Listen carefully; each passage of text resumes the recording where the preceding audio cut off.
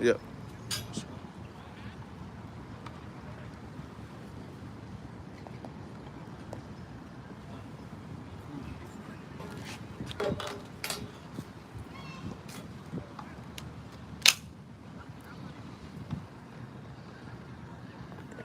gotta turn your lock off.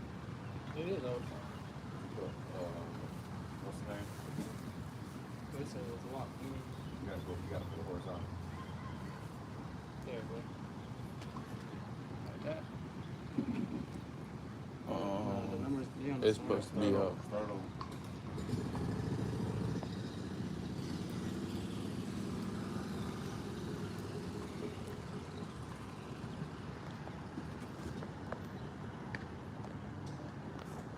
There was 1 second. Get all the camera set up. We'll go ahead and get started.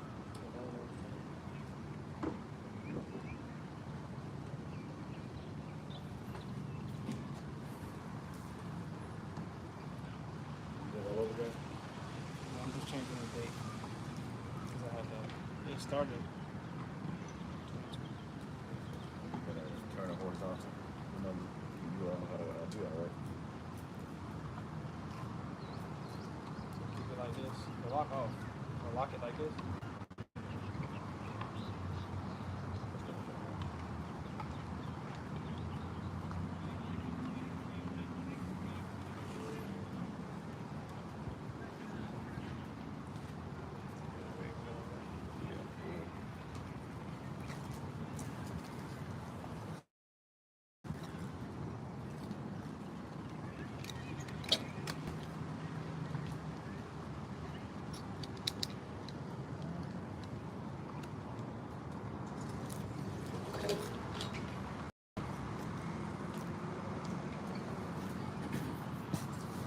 Good.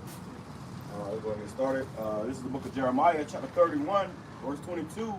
How long wilt thou go about, thou backsliding, O thou backsliding daughter? For the Lord Yahawah hath created a new thing in the earth. A woman shall compass a man. Shalom, shalom. Shalom. We'll start this off by giving our praise and glory and honor to YAHAWAH, BAHASHAM, RAWCHAA, QADASH. We are the brothers from the Prophet of Babylon camp down in Tampa, Florida. We're going to get double honors to elders and apostles, GREATTMILLSTONE. We're getting into a live camp lesson. If you could bring that back real quick, fellas. Bring it back. This is the book of Jeremiah, chapter 31, verse 22. How long wilt thou go about, O thou backsliding daughter? For the Lord Yahawah hath created a new thing in the earth. A woman shall compass a man. So, you got women nowadays, they was,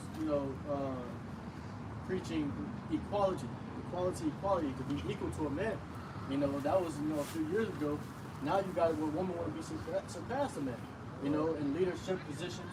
They want to lead over a church, they want to lead over the country, they want to be in a president position. And all that's going to do is make this place fail even that much more. Because women are not meant to be in a leadership position to be ruling over men. Because the man has, the logical thinking. They're logical, men are more logical and reasonable, while women are more emotional into their emotions.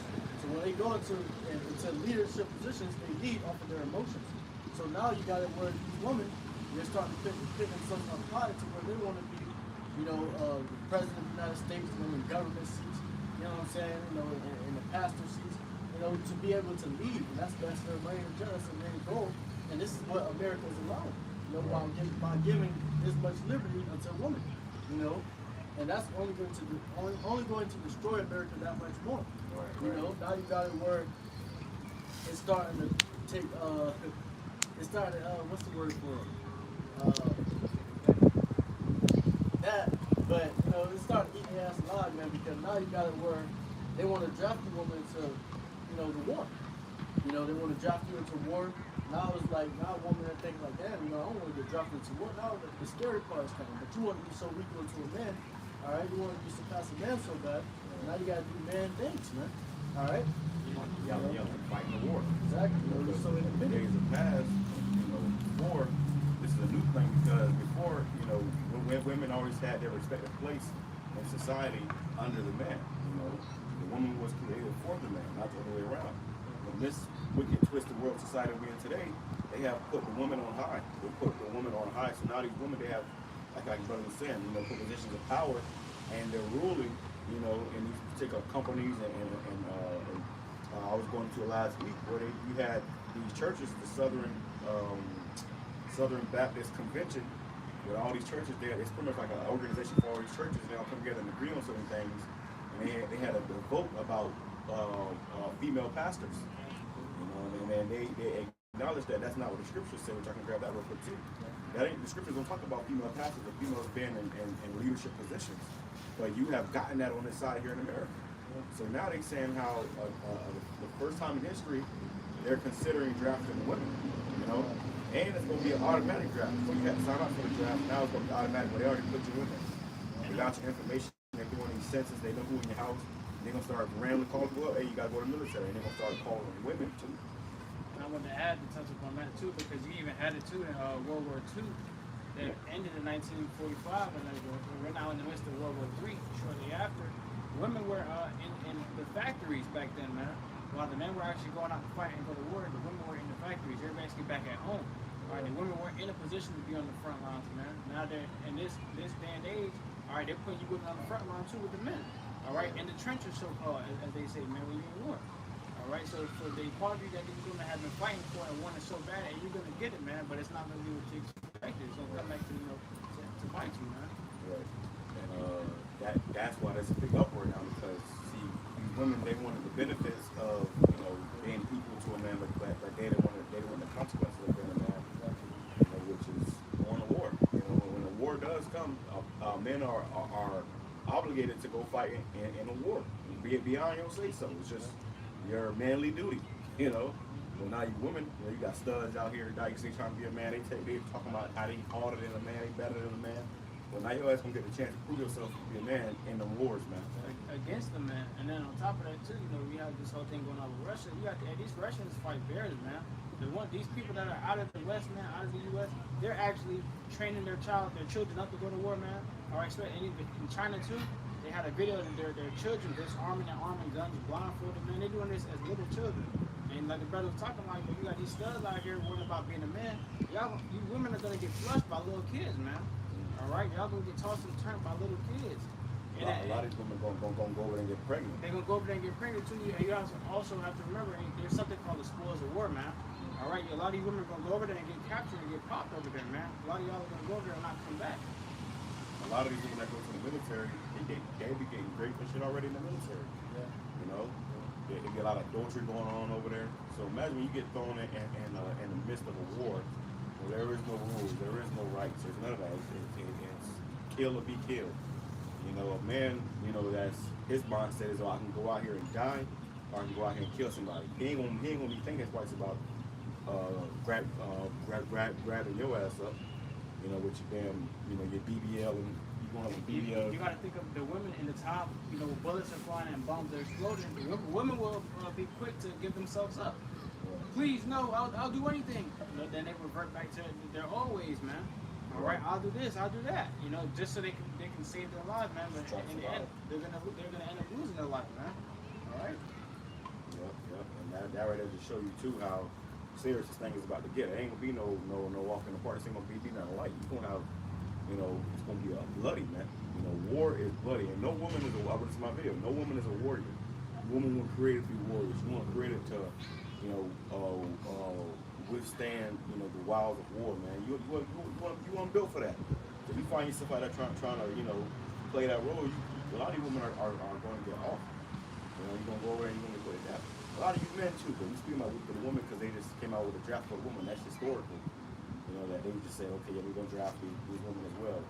Then you got the CDs, the cross dressers, the trannies, you know, all that stuff too. Everything in between.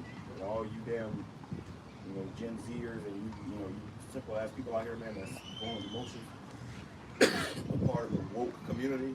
They send y'all ass like a war, man. I got Let me bring this out real quick. It says, 1 Timothy chapter 2, verse 9, it says, in like manner also that women adorn themselves in modest apparel, with shamefacedness and sobriety, not with broidered hair or gold or pearls or costly array. But now these women are all decked out. They got all this money now. You know, they got all this jewelry on. They got their hair done, long braids down their back. You know, they got $10,000 on their ass. You know, and $10,000 on their boobs. You know, they just living the pleasure here. What's that scripture about a woman that live, or a woman that lives in pleasure is dead while she living? So these women, they live in the pleasure right now. They don't realize that they already dead, man. Yeah. You know, you said you don't need no man. Well, we coming into a time where, right. You know? Yeah. So hey, you know, you gotta where this society supports that. You know, that's why women strive a lot better than men nowadays because their lifestyle is supported. You know, through OnlyFans. You know, or through other little bullshit they can do what's it called? Prostitute themselves. Yeah. You know, so when women use their bodies, their beauty to get money, you know, and they're able to do that and they get so much money, where now they thinking they don't need a man to pay the bills. They don't need a man to do, you know, the common things that a man would usually do. They got it themselves. You know, rather that be prostitute themselves, put themselves on the internet, you know, because the internet is becoming, you know, a big distraction to many. Hey, you know. And what do the prostitutes do? They doll themselves up. Yeah. So now They put on the small dresses, the jewelry, the umbrellas. Yeah, they costly array to get their hair done. You know. And that showed you too that Esau played a role in that from that first scamdemic. What skyrocketed, you know, when we had that scamdemic? OnlyFans, man, and a lot of porn sites, you know, something like that. All right, so these women are going to go back to the same thing. When times are rough and women can't make ends meet, what are they going to do? Like in that one movie you mentioned, where the woman came up, she just threw it in his face. Bushwick, yeah. All right, what are these women going to do? I got a kitty, you know, and that's all they're going to have to offer in that day, man, is a box. And men going to be taking it anyways. You know, these men ain't going to say, oh yeah, well let me court you, let me take you in a few days, let me get your number. No, it's going to be, bitch, give me that, you know. So it's going to be war over here too. A lot of people get sent off to war and get ravished over there. Or if you don't get somewhere, you're going to be over here getting ravished. But it's about to get bad, you know. Reading on though, it says, but which becometh women professing godliness with good works. Let the woman learn in silence with all subjection. But I suffer not a woman to teach, nor to usurp authority over the man, but to be in silence. So hey, you know, that's the main rule for you women, man. All right, to be as a woman, to be as a woman of the Lord, you got to be in silence, man. You know, you got to be able to, you can't usurp authority over a man. You know, you got to be able to be submissive to that man, especially your husband, man. All right, nowadays you got women that think he can be a man ass. You know, they can talk to a man any type of way, and like I said, this society supports that. Because one minute you slap a bitch, all right, your ass going to jail. But she slapped you and you know, it ain't nothing. Yeah, it's, you know, you'll be confident. Oh, you get beat on. And, No, they'll tell you to man up. Man up. Then you man up and hit her. Now you're going to jail for the DV. Nowadays, you know, they still find a way to give that woman an excuse for beating your ass. You know, people still be like, okay, well, he shouldn't be able to take it. You know, that's what he got himself into. You know, and in the day, you know, that's just the society we live in now, where these women are more supported than the men. All right, so now it's getting to the point where women starting to think they're above me, and now people are starting to look at you like that, and that's why they're considering drafting you. All right, because now it's like, okay, you want to be in leadership positions, you want to be equal to us. You know, now it's time for you to go out there and show what you can do. Right. You know, and a lot of the women are not going to be, a lot of the women are not going to be able to do anything, you know, but being a pocket pussy for you know, for those truths.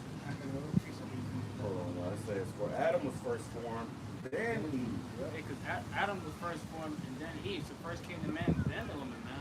All right, so women weren't meant to be on the same playing field or level ground as a man. All right, y'all were made to be a helpmate. All right, and that's why Eve was created to be a helpmate to Adam. You know, because Adam needed help. You know? So the Lord created Eve, you know, to be able to do the things that a woman should be doing. You know, listening to the man, being able to help him with the things that he's not able to do because he has learned to busy out, you know, either in war, you know, just working to provide for the family. And you could at least, you know, wash the dishes and shit, man.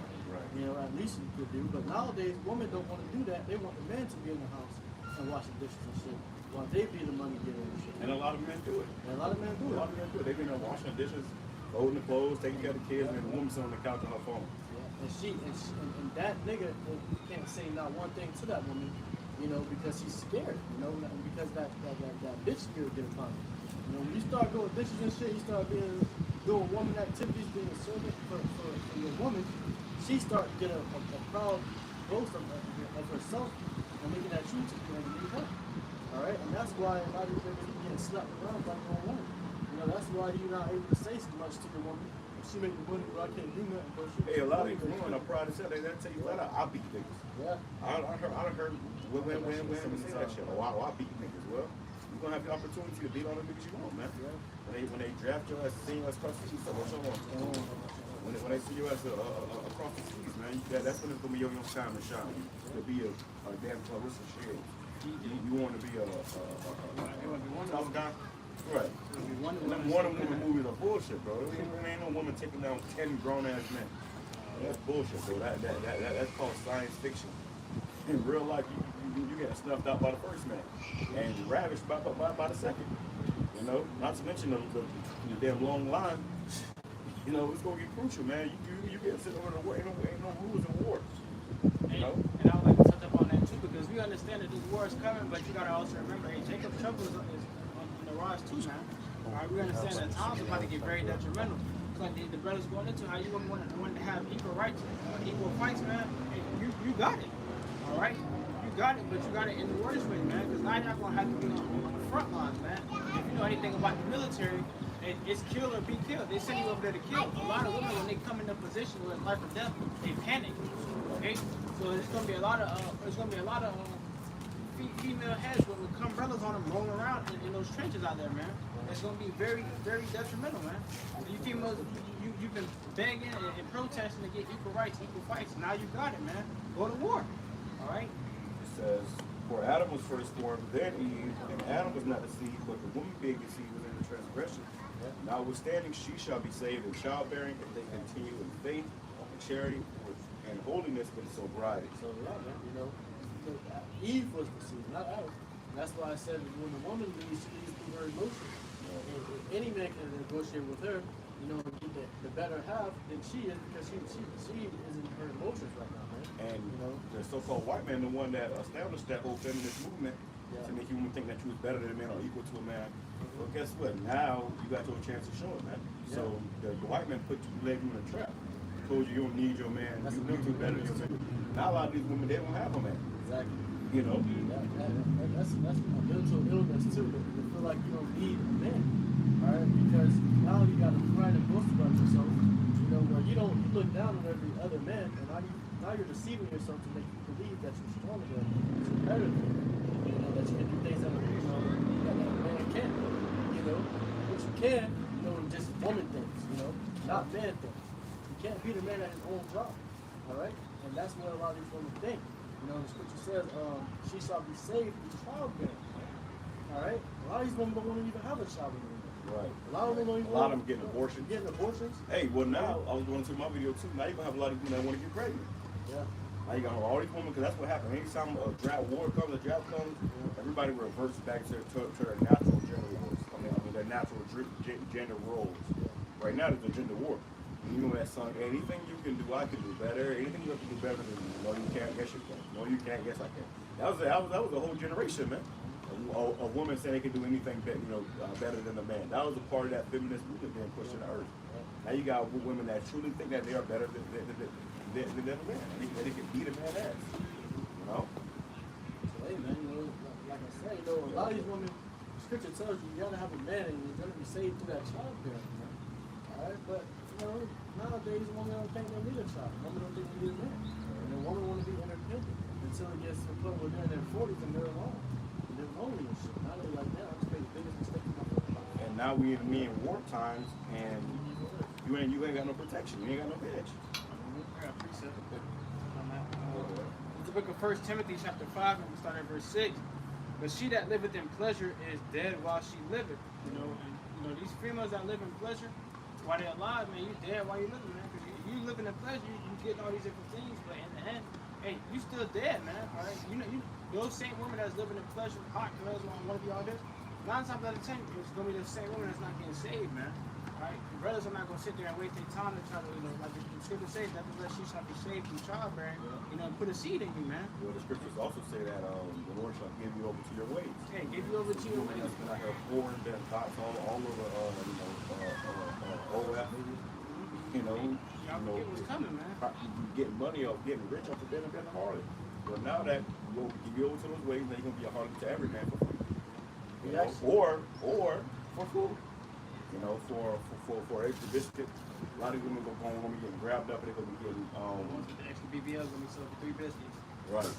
And a lot of them are gonna be captured and pretty much used as a damn barter tool, man.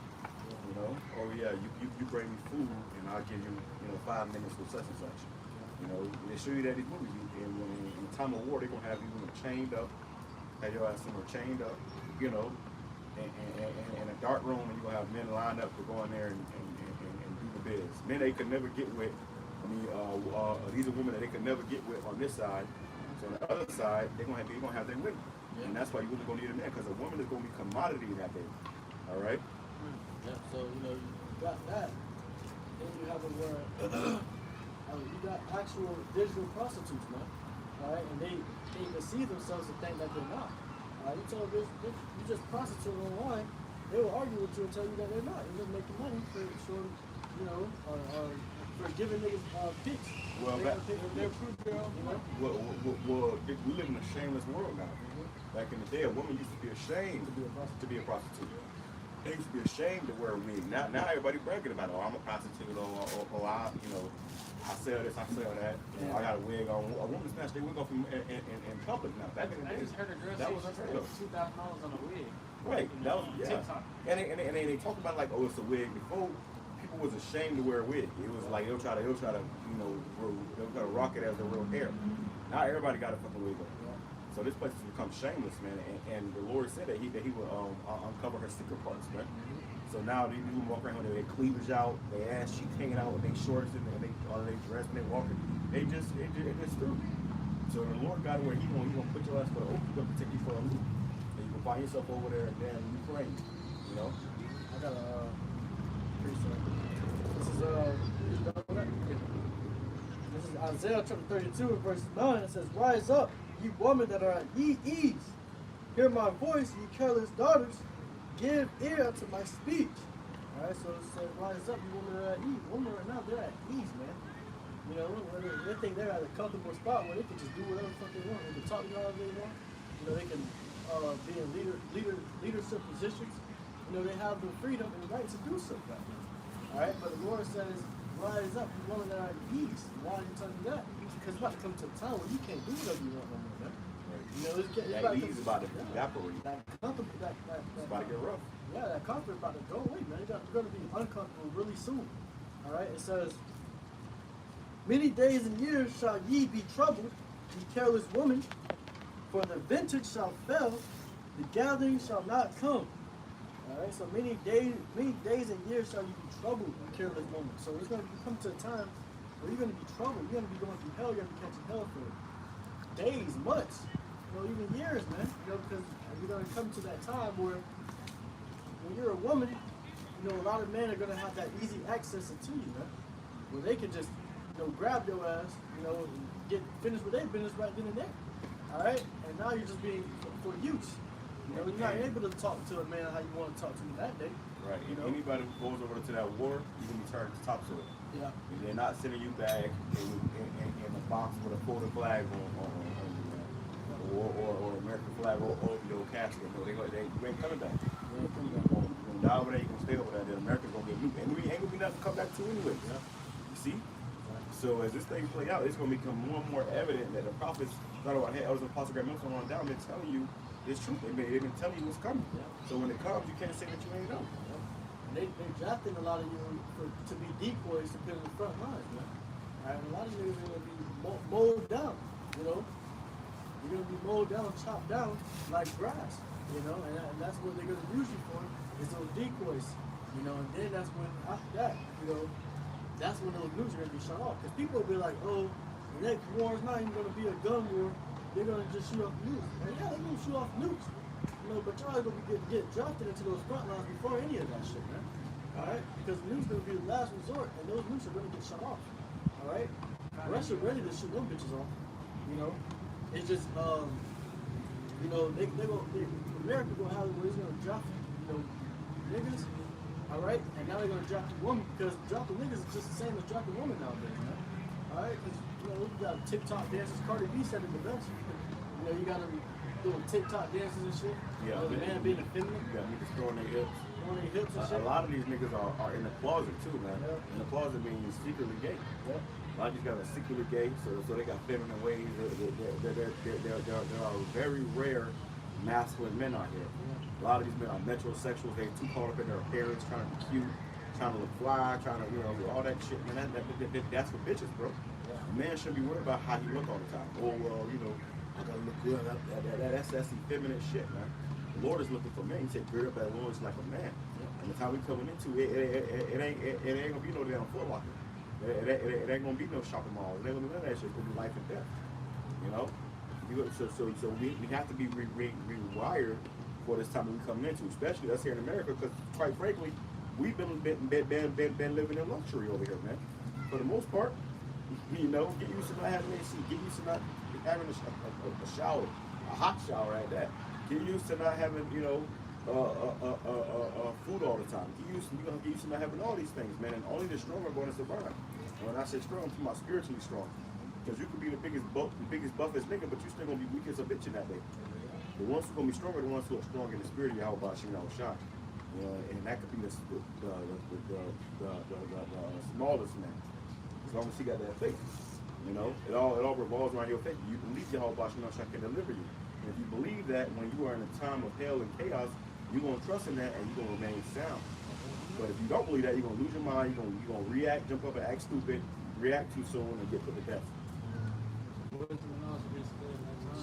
It says, "Tremble, ye women that are at ease, be troubled, ye careless ones, strip you and make you bare." Strip you and make you bare. The Lord is about to strip you and make you bare, man. He's about to rip all those goodies from you, man. A lot of people get child support. You know, they got 3 different baby daddies to collect and check the 3 back. A lot of people don't even fucking work. You know, they got you know, men worshiping them and serving them and paying for everything, paying all their bills. You got, you know, these women that's getting alimony from when they was married. These women got it good here, man. The Lord gonna strip all that from you. You got OnlyFans that's, hey, that shit gonna shut down. That's gonna strip a lot of you women and make you better, man. You know? It's gonna strip you of your pride too, man.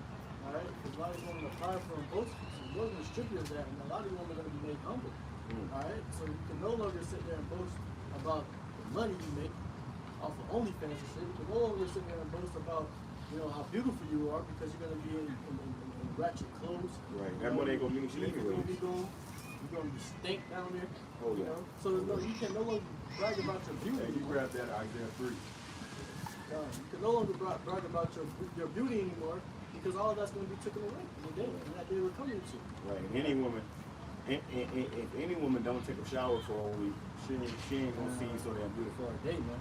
Take it back. The baddest lady on this earth that everybody wants. Let her not shower before they put on makeup or do that hair. And they got a totally different. It's gonna be a whole different person coming out. It's gonna be a gremlin. You know, like off of Sesame Street, they had the garbage puppet. That's gonna be these women, bro. They're gonna be a garbage, but they're gonna have the short hair. The grouch. They're gonna be the grouch, man. And they're gonna smell like ouch. They smell like eels, you know. And that's when it's gonna really settle. It's gonna really settle in. And you also have it too, how when you know that this society is really made up full of witchcraft because you have women that are, you know, just purely hideous, and they go to a makeup right. session and they come out, you're like, oh, Whole different person. Hold on now, hey, she look a little, she look good now, she look different, you know. But when all that's done away with, man, there's gonna be a lot of those women that look like that lady at first before that makeup. Oh no, we ain't touching that. Your baddest chick in your neighborhood gonna be looking like that, man. Right. You're not gonna want to talk to her, man. And that's how, like, the scripture goes to 7 women shall take on the 1 man. And these women gonna be cleaving because they gonna understand that they're not the prize anymore. Or at least they were never the prize, man. That's what they think now. Right. These women gonna understand that, hey, we're not the prize. All right, let us be called by thy name. You know, right? Nowadays, all women rely on is their beauty because they have no cooking skills. They can't clean. They can't stay in the house. They can't be quiet. You know, they can't boil water. You know, so all they can use is their beauty. Right? And that's how they mainly get the men that they want, because they use their beauty. But in the day we're coming to, that beauty is going to be little to no value because you're not going to have it, man. Well, and they say that, you know, they say pussy is power. Yeah. So you was a vagina to get men too. Oh, well, you got to do this, you got to buy me this, you got to buy me that. And that day when the motherfuckers smell your vagina 3 miles down the road before they even see you, they're not going to be thinking about you, man. You see that? That's why they're going to be begging the brother, please help me. And brothers going to be taken care of, bro. Brothers going to have food, brothers going to be eating, hey, brothers going to be clean. Well, the Lord going to try us at first. You might have to go a week or two without that. But then once you pass that test, we're going to take care of you. Lord may land you upon the bunker. You know, so every time you come out that bunker, you're going to have women cleaving, help me. And you're going to take them right back to the bunker if the Lord sees that they willing to be saved. You know? And if not, then they are going to be left out there, man. But the brothers going to be taken care of, man. We don't know how the Lord going to do it. We got an idea, you know, through a certain movie, but we know He's going to do it.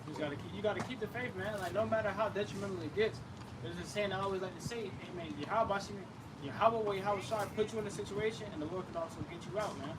All right, so your countenance is what's the most important thing while you're in that situation, and that could very well determine life or death. Your countenance, man, how you respond to whatever situation you're in, okay? And that's right there is why brothers, you know, have so high hope and faith in the Lord, because we know that, hey, YAHAWASHI does all things, man. The Lord can move mountains for you, man. Just have the faith of the mustard seed. Never lose faith, and the Lord can do anything for you, man. Right, and we know the Lord didn't bring us this far just to leave us. The Lord didn't bring us this far to leave us, man. The Lord got something in store for His men. You know, you've been serving Him for years on end. You know, diligently serving YAHAWASHI. You guys that fell off, you guys that lost the faith, you guys that got weak, you guys that forsook YAHAWASHI, you're gonna be in fucking trouble, bro. You're gonna be in trouble. When the time comes, it's gonna be you and hell out there. And the Lord ain't gonna be no matter how many times you call upon Him, if you know the names, He ain't coming to see you because guess what? You put the Lord to open shame, and you also lost faith. So the Lord, you know, He's not gonna be around you. You're faithless too at that. Right. You know, so that and really, you put the Lord to open shame. You disappointed the Lord, man. You made the Lord seem as if He's a liar, man. The Lord betted on you, man. Right. You betrayed the Lord as a friend. Yeah. You know, and that's how you gotta see it. You know, as a man, you know, you have a friend and you get betrayed by that friend. You're looking at it like, damn, bro, I'm really trusting you, man. You always imagine how much the Lord, you know, how much the Lord, when He see that man that He put His trust into, you know, betrayed him, man. Even though He already knew you were gonna do that shit, but it's like, damn, bro. You know, more faith in you. You know, I have more faith in you, man. You betrayed me. You know, you put my name to shame. Well, the Lord trusted us with His knowledge. Exactly. He trusted us with His knowledge. He trusted us with His word, and with that, He gave you a penny. You're supposed to go and multiply that penny. Yeah. So if you didn't multiply that penny, if you just bullshit and played game and thought it was, you know, a joke, then the Lord is gonna remember that in that day. When you need Him, He gonna say, well, remember I needed you, nigga. And where the fuck was you at? And that shit go hit a lot more harder, man. In that day. That shit go hit, man. Yeah. You know, this brother got a piece up too. You know, So go ahead, brother. This is Micah 7:10.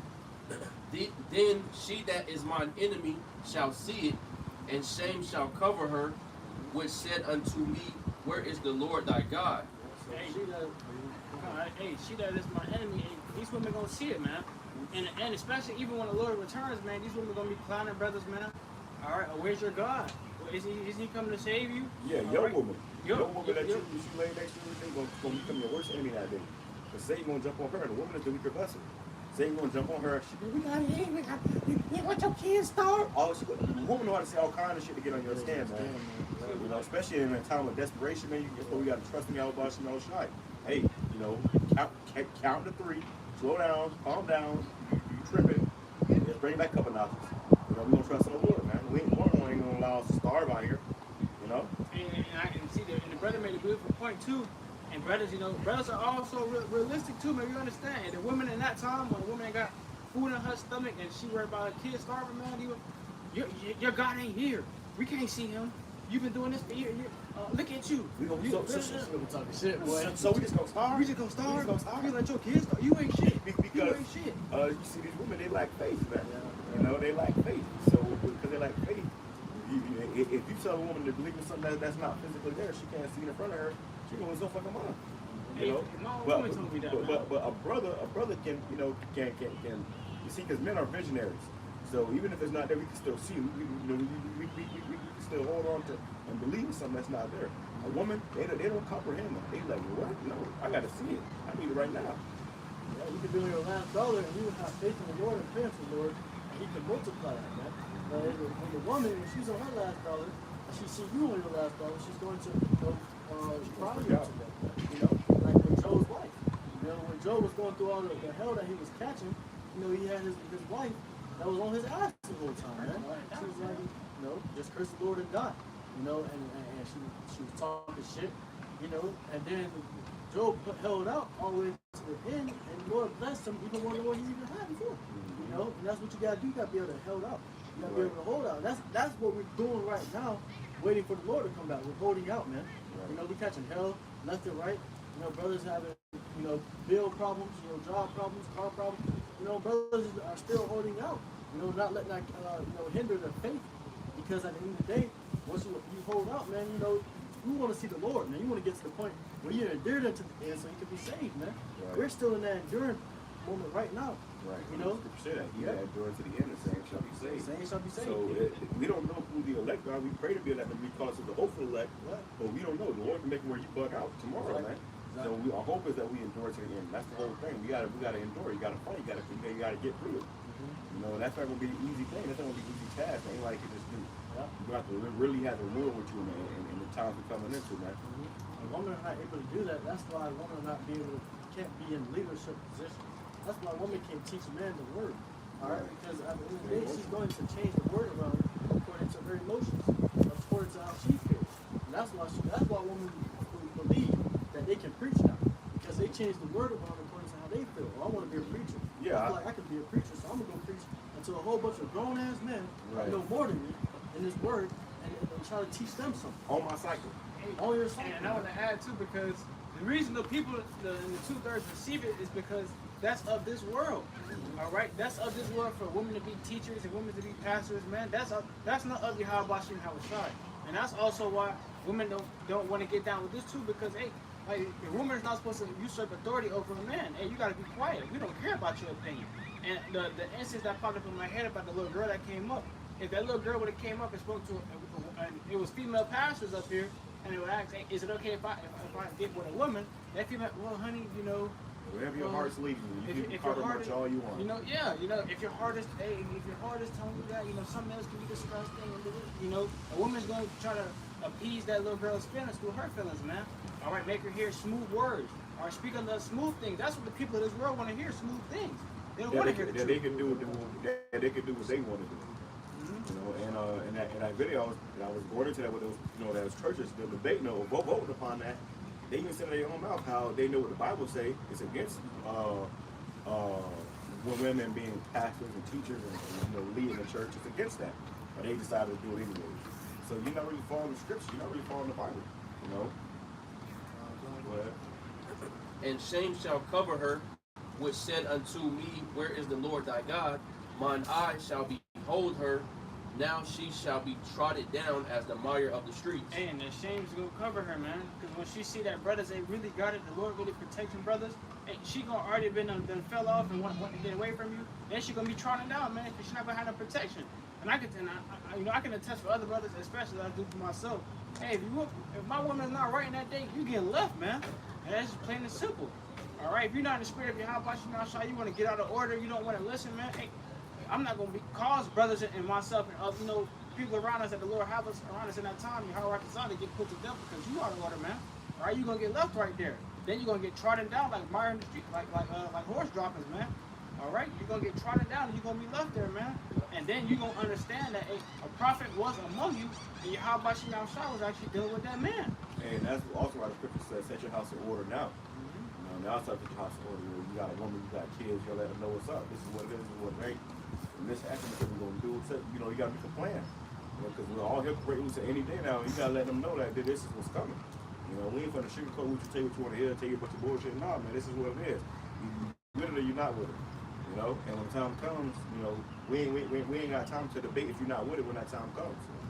We need to know right now. Go ahead. Yeah, that's it on that. I'm bringing something quick. This is 2nd Ezra chapter 16, verse. I'll go to verse 26 in the GNT. It says, "Grapes will ripen, but there will be no one left to make wine." It's crazy. I was just It says, there will be desolation everywhere, and a person will long to see the face of another human being, or even to hear another person's voice. Hey, so it's gonna get so bad out here during Jacob's trouble, man. And you're gonna have martial law and certain different things. A lot of men and women are gonna be sent off to war, and they're gonna die. Then the rest that's over here, they're gonna be going through complete hell, man. And it's gonna get so detrimental. A man is gonna be desiring to hear another man's voice. It's like our brothers can talk right now, and this is not going to be. This is a common thing now. That's not going to be common in those times, man. And those times are coming, okay? And the scripture said grapes are gonna gather. Grapes are gonna ripen. Who shall gather them? And nobody's gonna be left to till and sow the earth, man. No one's gonna be able to bury the dead bodies, man. Nothing. It's gonna be desolate of men out here, man. America is about to be desolate of men. That's the near future for America. Desolation of men. That's also why Isaiah 4:1 says, 7 women shall take hold of one man. The only man that's gonna be left is the elect. You know, if a man be the elect, he ain't gonna die with the war and die in that war, man. We're gonna make a way out for that man. And these women that's left, they're gonna be cleaving unto that man. But you remember the movie I Am Legend with Will Smith, and he was talking to those mannequins. Because he was trying to remain sane. Not seeing a person and hearing from another person in months, if not years, man. You know, that should make you lose your mind. It's like you know, imagine being in solitary in prison. Well, imagine being like that, but you in the world. You got room move up, but you still never hear nobody, never see nobody. You start thinking you're in a dream or something. You start to doubt reality. You know? I need to wake up. This is real. You're right. So that's how we come, because a lot of them are going to be died in the wars. A lot of them are going to be hiding. And even if somebody is nearby, they're not going to see that. They're going to be hiding, so you can't see or hear them, because they're going to be afraid that you're going to try to, take advantage of them. It's going to be a dog-eat-dog world out here, man. People going to be eating each other, you know? It says, only 10 will be left out of a whole city. Only 10 will be left out of a whole city, man. We in the city right now. You know, a city of Tampa, Florida, that's filled with multiple people. Hey, we can count out more than 10 people out here right now, man. All right? Scripture says there's going to be 10 left to a city. All right, and that right there is letting you know how much death and destruction the Lord is bringing, man. Right. And you got to put yourself in that scenario and in that area, man. Understand that, hey, the Lord is about to bring great judgment onto this place. It's going to be a lot of death already in America before those nukes get shut off. It's already going to be a fire kindled here, man. Okay, you got to understand that great death and destruction is coming, man. We still have a lot more prophecies to come through, and that's what the brothers going into it, but the scriptures also talk about, hey, we're hearing the wars and the rumors of wars, be not in trouble, because the end is not yet. And we still got the prophecy of the MOTB, all right, Jacob's trouble, all right. It's still major prophecies that must come to pass before the Lord even returns and shoot those nukes off, man. Right, so it's going to be hell on this earth. Hell on earth, man. Before the nukes even get shot off. The nukes are going to be a mercy kill, because you're going to be already, wishing this shit will be over with. And agony and pain. When this shit going to end? People going to be trying to kill themselves, man. To no avail. We're going to try to take their lives, and we're going to leave their bodies, their spirits and their bodies will suffer. You have rich bankers trying to commit trying to unalive themselves, basically jumping from buildings because stock market was crashing and stuff like that, man. All right, but we still here. They thought, oh, my life is over. I'm not rich anymore. I gotta end it. And that right there is just coming to show the things that's about to come. When a lot of these people can't afford the money out the banks coming real soon, man, because the dollar is crashing. And a lot of these people are gonna try to seek to put themselves to unalive themselves, man. They're gonna lose it. When people have nothing else to lose, they lose it. So you see this economy, tanking. America's following the drain. People gonna lose their shit, bro. The motherfuckers being drafted. Either you could be drafted. It's gonna turn into complete chaos. And you got these Republican Edomites. They gonna lose their mind if you try to draft. They file the Edomite daughters, man. No, my daughter's not going to fight war. My daughter's not going to war. No, it's not happening. It's not happening. And it's gonna be fucking, it's gonna be civil unrest in America. It's gonna get very, very crucial out here. So it's gonna be death all over the place. And the brother made a beautiful point, because then that's where martial law is gonna come in. Then you're gonna have civil war, and it's gonna be war time. So what are they gonna need to implement war rules? The military. All right, and that right there, the military is going to be on a strict, hey, shoot to kill policy. You don't want to listen, boom. Oh, he's not listening, he acting out to it. Boom, you're gone. Problem solved. And that's what martial law. Ain't gonna be no laws, bro. You ain't got no rights. It's gonna be, the court gonna be in the streets. Motherfuckers, hey, you comply or you die. That's the time we're gonna be in. This is the time we're gonna be in. They're gonna try to put you into a camp, so you can't comply. So you have to run, get away. Pray, like I say, pray the Lord be with you. In the camps, all this, it's a lot of judgment, heavy judgment coming to this place. Like the brother said, the only men that's going to be left out here is really the elect men of YAHAWASHI and YAHAWASHI. All right, because it's going to be death on every corner. It says, I want to jump up real quick to verse 22. It says, many people on earth will starve to death, and those who escape starvation will be killed in war. Hey, many people are going to starve to death, man. We've been talking about a famine, starting with our head elders apostle, GREATTMILLSTONE on down for like, I believe, the past 2-3 years. And last year, or about a year and a half ago, they said it was a shortage on wheat. All right, and they just stopped talking about it out of nowhere. Now, all of a sudden, they had to kill, I believe, 4 million chickens now because of some disease, man. Okay, so the food is already short. The supply is already running out. But these Edomites that are running this country are not telling you that, man. And the ones who escape that hunger, that famine that's coming, you're gonna die in the war. Okay. So either way it goes, you're not going to escape your lot. You're not going to escape the judgment of YAHAWASHI and YAHAWASHI. If it's ordained for you to be put to death, man, you're going to be ordained to death. All right, the Lord had people numbered to the sword, all right, to famine. All right, the Lord has people numbered to death already, man. And you're going to stand in your lot in those last days. Right. If it's the Lord's will for you to be destroyed, it was already written. There's nothing you can do. And this is why we fight so hard for YAHAWASHI and YAHAWASHI, because really we really can't save ourselves. We need a savior. So Scripture says, give diligence to make that calling and election sure.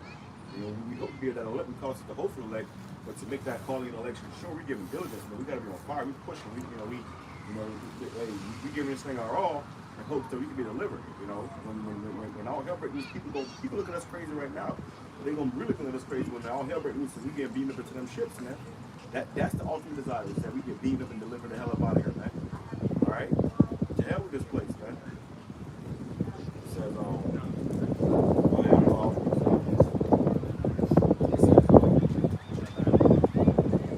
their corpses will be thrown out like garbage, and there will be no one left to comfort the living. Hey, yeah, the corpses will be thrown out in the garbage, man. When these people pass away out here, man, your body's gonna be lying in the streets like mire, man. There's gonna be nobody there. There's not gonna be any funerals, man. You're not gonna have time for burials, nothing like that, man. Wherever your body falls is where it's gonna fall and deteriorate at. Where it's gonna lay at. That's where it's gonna lay. Right. When your body's all looking like trash, like you're gonna be smelling bodies all day. And that's gonna be a horrible stench in your nose everywhere you go. Hey, the city's gonna be the worst place to be. be. Bodies all over the place. That's the worst place. You're gonna have a horrible stench of decayed flesh in your nose wherever you go, man. And that's gonna wake people up in itself. If you smell a dead body, man, hey, that's life leaving a body. That body starts to decay. That can be you tomorrow. It's different from an animal decay, man. You'll walk past, you see a dead raccoon or something like that, and you'll hold your nose. You smell that small animal from a good distance away. So how much more hundreds and thousands of human bodies in the city, man? All right, laying the concrete with just bodies, real nice. All right, and I would like to also add in there too, because they always like to put those top lists of the top populated countries and most cities and stuff like that, man. Hey, we're in Florida, man. We're always within the top 3 states, either most people, most expensive place to live, or most populated, things like that. So it's gonna get, brothers.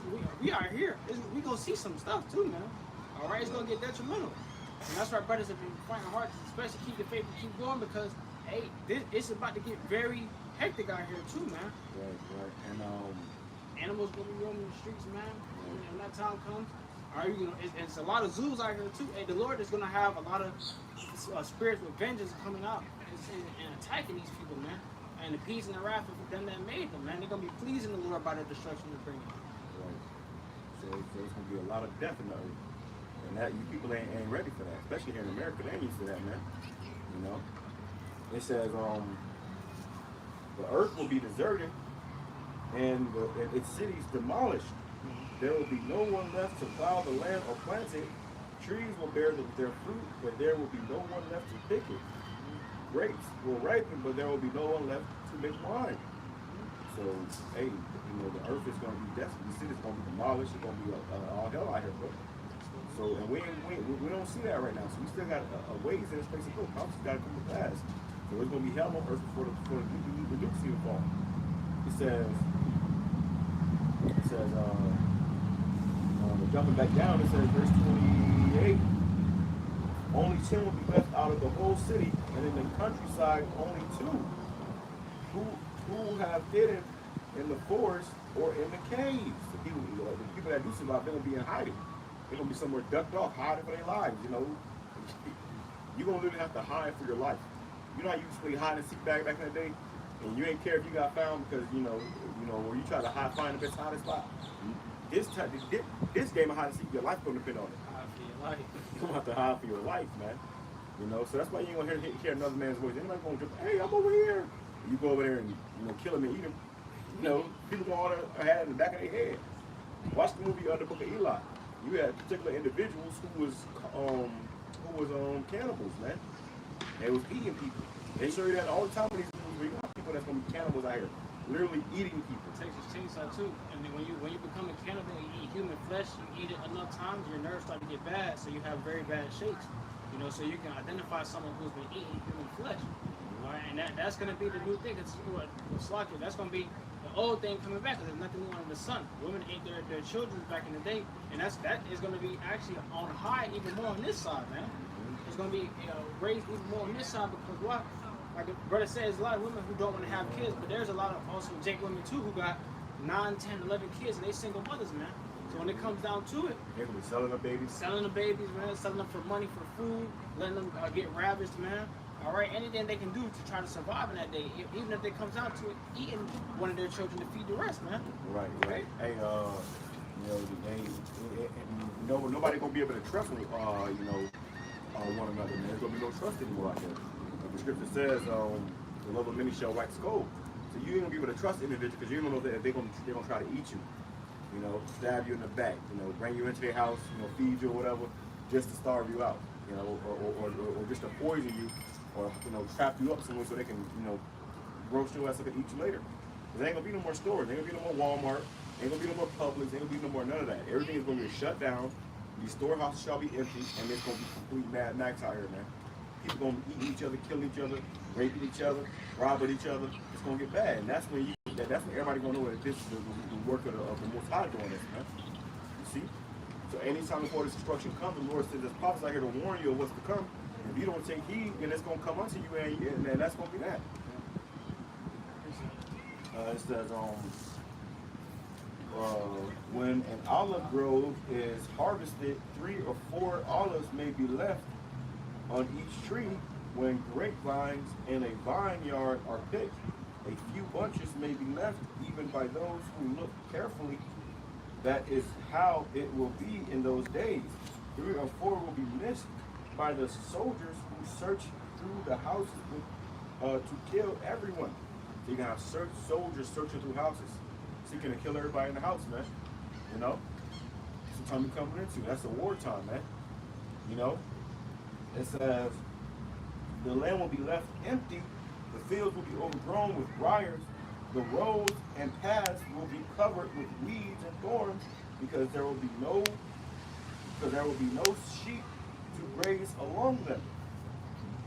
So ain't gonna be the grass, the cities, everything is gonna be unkept in these days, man. Everybody gonna care about cutting the grass when motherfuckers out here eating people, you know. So that's gonna be the harsh reality. Everything is gonna crumble. That's gonna be a time, man. Hey, I remember during the lockdown, or it was a government shutdown. The government shut down, and the government stopped picking up trash. So remember that trash was building up. You know, everywhere you went, like a fucking dumpster. So that's how it's gonna be out here that day, man. You know. I was about to say, hey, put yourself in that mind frame, man, and imagine that. You know, you got people out here that just go on jogs just because, man. You know, it's gonna be one day you go out, you step outside, you're gonna be having to run for your life. All right, hey, remember that video? This is America. This is America. That same video. You see the end, right? You saw how that video closed out at the end. He was running for his life. Mm-hmm. He was like, Jake was in hand, no shirt on. He booking. And you see behind him, Edomites, the torches and shit chasing him, man. this is America. That's what's coming to America. That video was supposed to be showing you what's coming to America. See, the violence that was in that video, the four horsemen, that, you know, they were showing you all the signs of this is coming to this is America. This is coming to America, man. It's gonna be total hell out here, and if you don't have YAHAWASHI on your side, it's gonna be you're gonna be really in hell. Yeah, it don't matter if you're Usain Bolt or you run track, whatever the case may be. The Lord can happen where He take the breath out of your lungs, man. You know, you trip and fall. You know, if the Lord wants you going, you're gonna be going. But put yourself in that mind frame, man. People gonna be chasing you with guns, man, chainsaws, whatever the people have. In the course of their actions, shall stand in their power. In that time, whatever somebody has the power to do, they're gonna do it, man. All right. So if a person want to eat you, man, they gonna hunt you down, and this gonna be their goal. Hey, I'm not stopping until I catch them. Right. You're my meal for the day. Right. I gotta get you. I gotta get paid. He's going to be hunting other people, and you know who's gonna be the easiest targets? Women and children. These Edomites, and they good at hunting, man. All right. These Edomites, they dress up when they go hunting deers and stuff. They put the pee on them and have little fruits and stuff to act like the animals to call them, man. Okay. And that right there is how they gonna get you, Jakes, man. Edomites gonna come in with camouflage suits on things like that, and they blowing down neighborhoods, man. They blowing everything down. You know, it kind of shows you that too in those purge movies, man. You know how they would have these militias and stuff out here, you know, with intentions. And they showed you in a movie I believe it was called The First Purge, where they showed you how you had, you know, that sister who was like an activist speaking out. She was speaking against that you know, the powers that be. And when the purge came, they sent motherfuckers right to her house. You know, so they're gonna come for us, brothers. And you know, hey, you know, some of you brothers might end up getting drafted. These two brothers just graduated. They might try to fuck around and draft y'all. They got trust in the Lord, man. You know, but it's gonna go up. It's gonna go up to higher, you know, ages, and then they're gonna start drafting these damn women too. I wish I could do it, right? Give me that treatment, man. Right.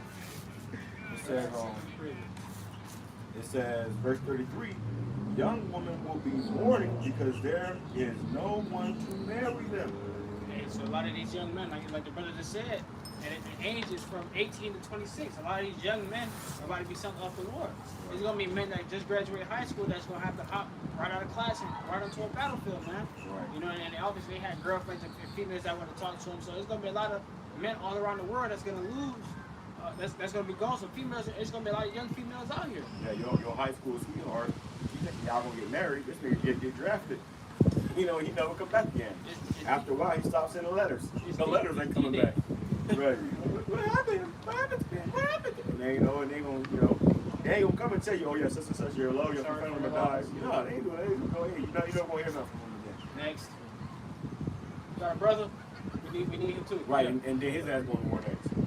You know, so it's gonna get crucial, man. And this is why YAHAWASHI has prepared us for this, giving us His word. You know, we are very grateful and truthfully humbled to have this word, because we know that this is all the doing of YAHAWASHI, man. And push come and shove, knowledge should be the stability of that time. The fact that we understand this word and have this knowledge, you know, imprinted on us, man, everybody's gonna be, they don't know what the fuck going on. We don't know what's going on. And we're going to know what's going to happen next. We're going to line it up with the prophecies, with the scriptures. Hey, man, you know, being able to have this truth, man, you got to see it as having mercy, man. Because the Lord gives you knowledge and understanding, but to know the time to come and to be able to have time to prepare. Not everybody got this mercy, man. You know, everybody got this opportunity to prepare for what's to come. You know, but the Lord had given unto His man, and He ordained, and He chosen out of this world. All right, and we able to, you know, to study, you know, in the scriptures, to get to know the Lord more, to get to know what you know, more wisdom, more knowledge, more understanding. All right, you know, so that you gotta see this as receiving this truth as receiving mercy, man. You know, you gotta thank the Lord. You know, give my praise and glory, honestly, Lord, and how about YAHAWASHI? Because at the end of the day, you could be left out here stranded without knowing what to do. Right. Lost and confused. Lost and confused, man. A lot of people gonna be lost and confused in that day, man. It says,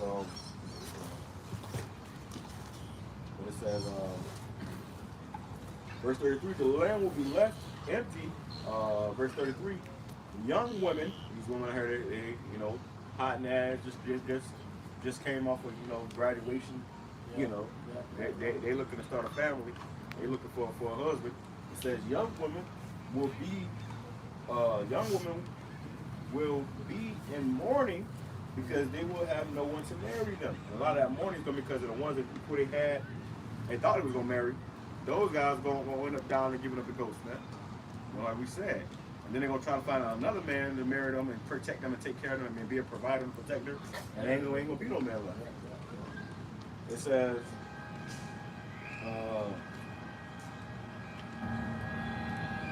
what is that?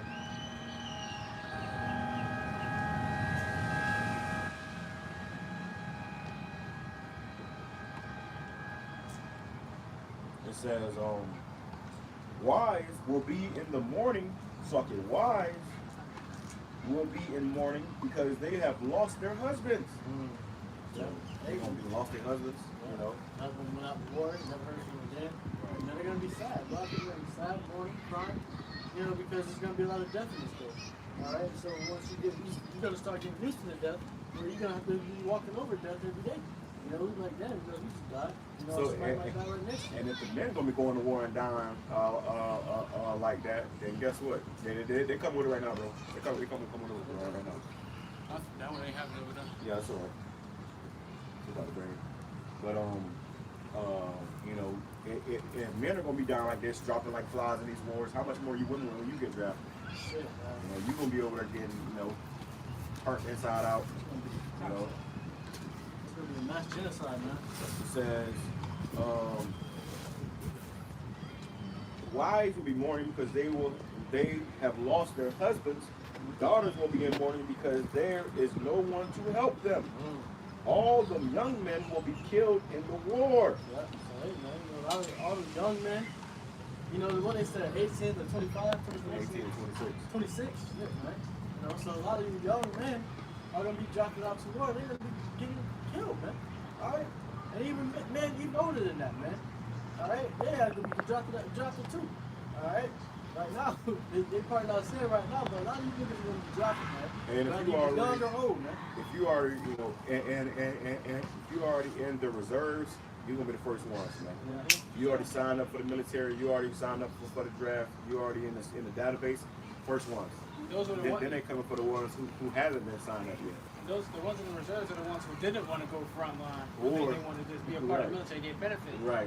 Now you gonna actually have to go fight. You're gonna be on that front line. And if And you got people that was already in the military that might have done their time and got out and call, hey, we need you back, because they can always do that. Yeah. So you was in the military and you know Signed the contract. you just got, you know, you just finished your military career, they can call your ass right back. Hey, yeah, we need you to come back, man. Hey, yeah, we have war with China, we have war with Russia, we have war with such. You think, what the fuck they gotta do with me? I already served my time. Nah, You know man, what's we need you crazy? to come back. What they put in a lot of people's head is, we're not going to war anytime soon. Right. You know, and a lot of people want to go for those benefits and shit. You know, but you're not watching, you're not seeing what's going on right now, man. Right. We're about to be in war anytime soon. You ain't measuring the times. You're not measuring time diligently. You know, so a lot of people be like, oh, we're not going to war anytime soon. Everybody don't have war. We just got a World War II. You know, but the scripture, you know, it biblically tells you and prophesies World War III. Coming right after World War II, man. And so if you brothers have ever watched Fury, you know the character Norman. All right, that's how like these Jason be out here. All right, he was like before this, I believe he was a writer or something like that. Right. He never been in war in his life. He never been in war in his life. You know what's crazy? I want to bring out. You can bring out too far. Before you go farther than that, I want to bring out this right here. Yeah, bring on, but you know, dying of thirst. No. Please.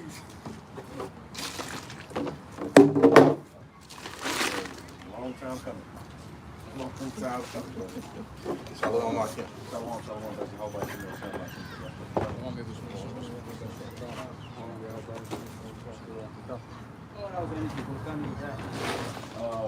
But you mentioned the movie Fury. Fury. Movie Fury, the main character, when he came into the war, you saw the look in his eyes.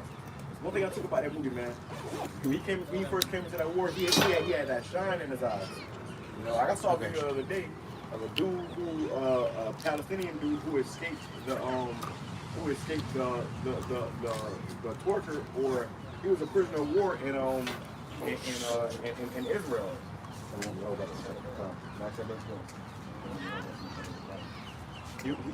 He was a prisoner in the war over there in Israel, He said they was torturing him. You ain't on the face? I'm gonna see right now. Yeah, go ahead around and start looking. They have But come on, the stair. yeah, the 1,000-yard stare. 1,000-yard 1,000-yard stare. He had that 1,000-yard. I was like this. From fear, man. You know?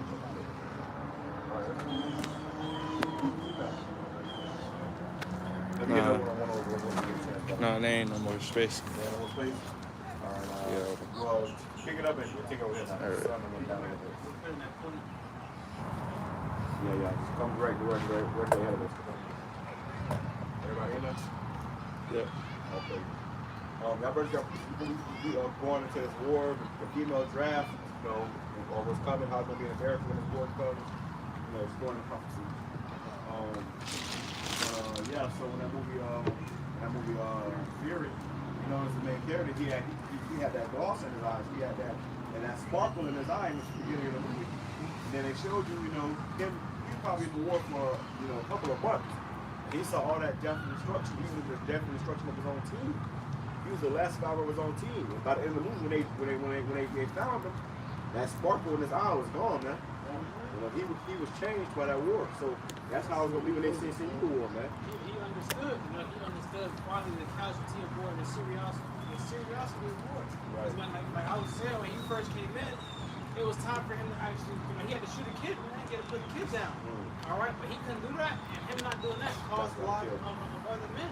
Okay, and that right there, you know, it came to a point where he realized, okay, it's either me or them. Right. And he was a scene where, you know, he just was holding the gun without looking. He was just, I gotta do it, just let it go. Right. You know, and that's what's gonna come down to a lot of Americans. They don't understand that you're about to enter into war. And there was a video on Instagram too for Jake with a ski mask on, and it was like, this is Gen Z. When they go to war, he put on the bag. He was like, well, I got a drum. He was like, I got a drum. They give you a ski mask. You got a grenade.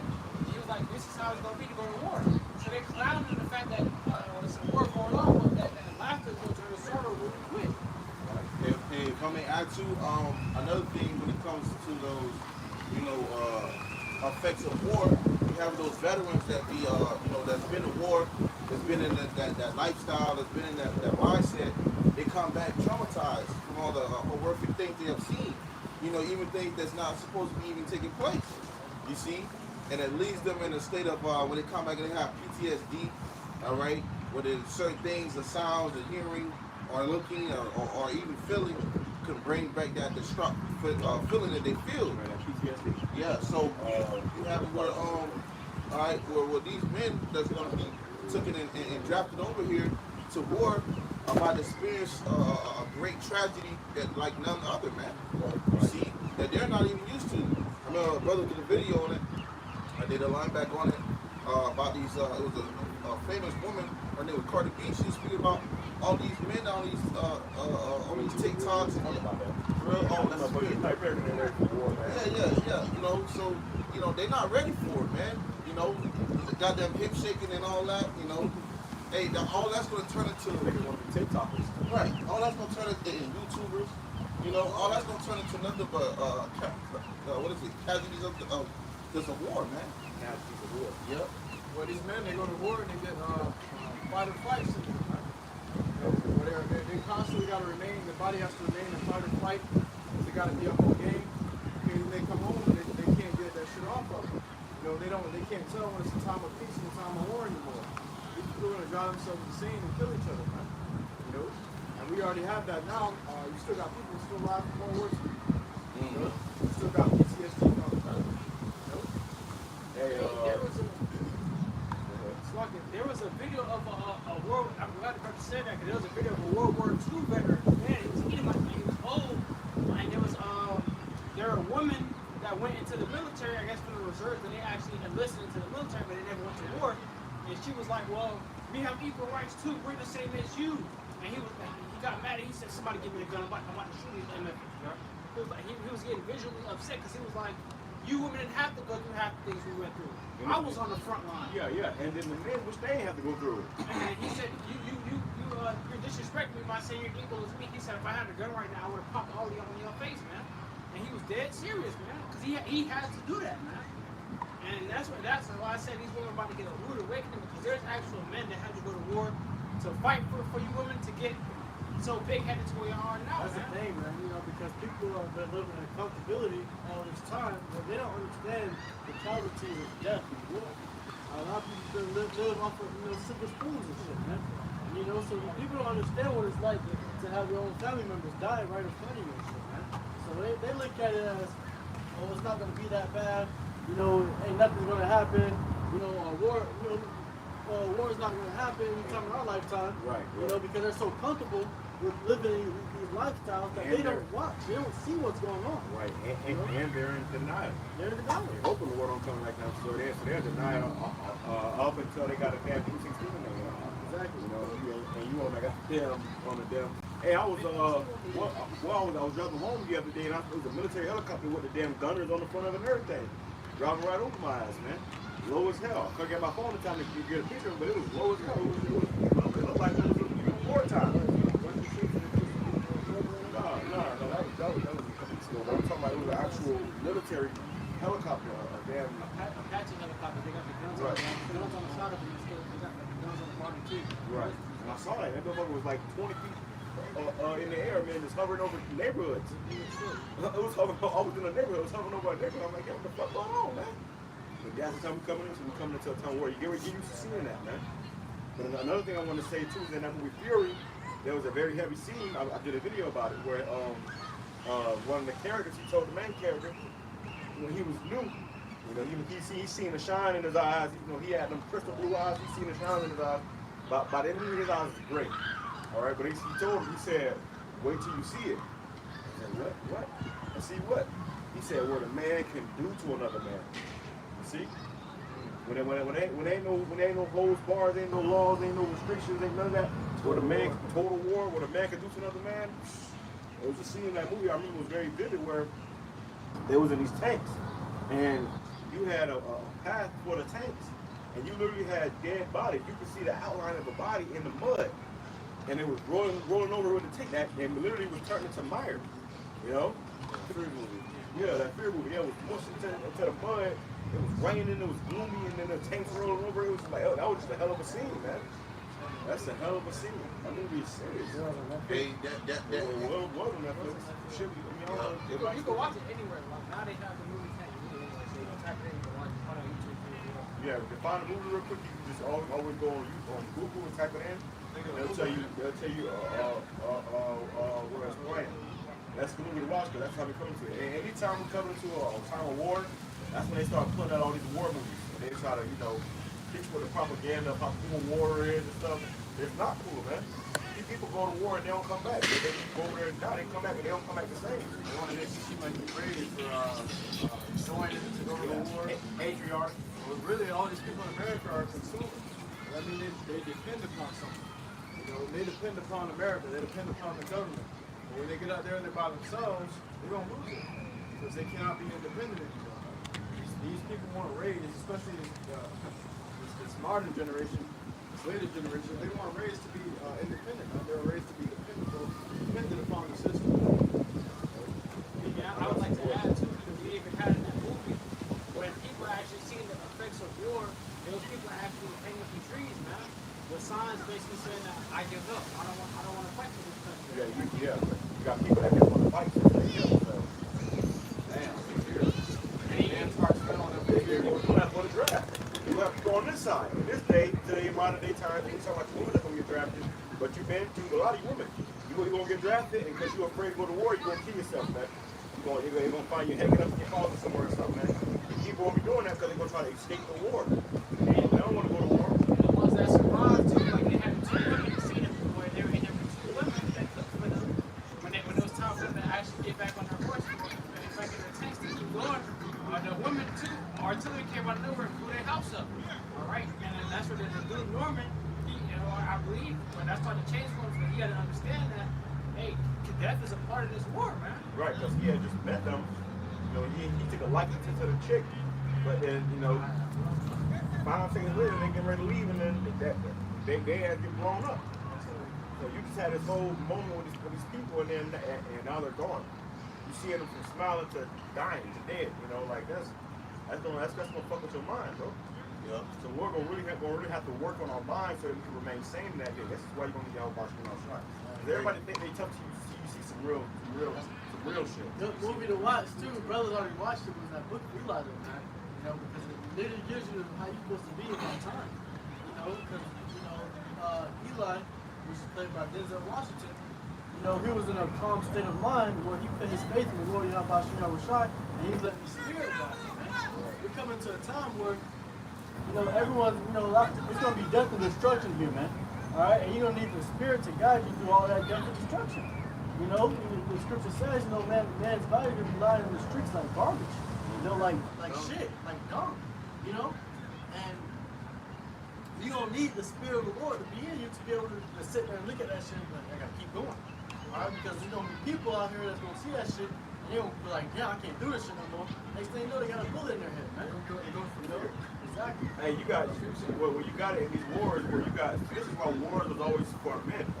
You got it in a war, you might be in a trench for 2-3 weeks. You know, they got food in there, they got everything in there, whatever you do this shit, this and that. But you may be in a trench for 2 or 3 weeks. You know, with gunfire going over the trench, so you can't move. Imagine a woman being in a trench for 2-3 weeks and then no bath, no shower, smelling like a goddamn smell tuna melt. You know, it's gonna be bad, man. You know that. She might come on her cycle in that trench, man, and she gonna forget about the war, man. Hey, you had it in one movie I seen not too long ago. It's called Broken. And in that movie, Broken, you had this guy that Nehemiah who was the main character, but in the movie, it got to a point where it was being captive to these Ammons, man. And these Ammons, the way they was treating them over there, they was beating them.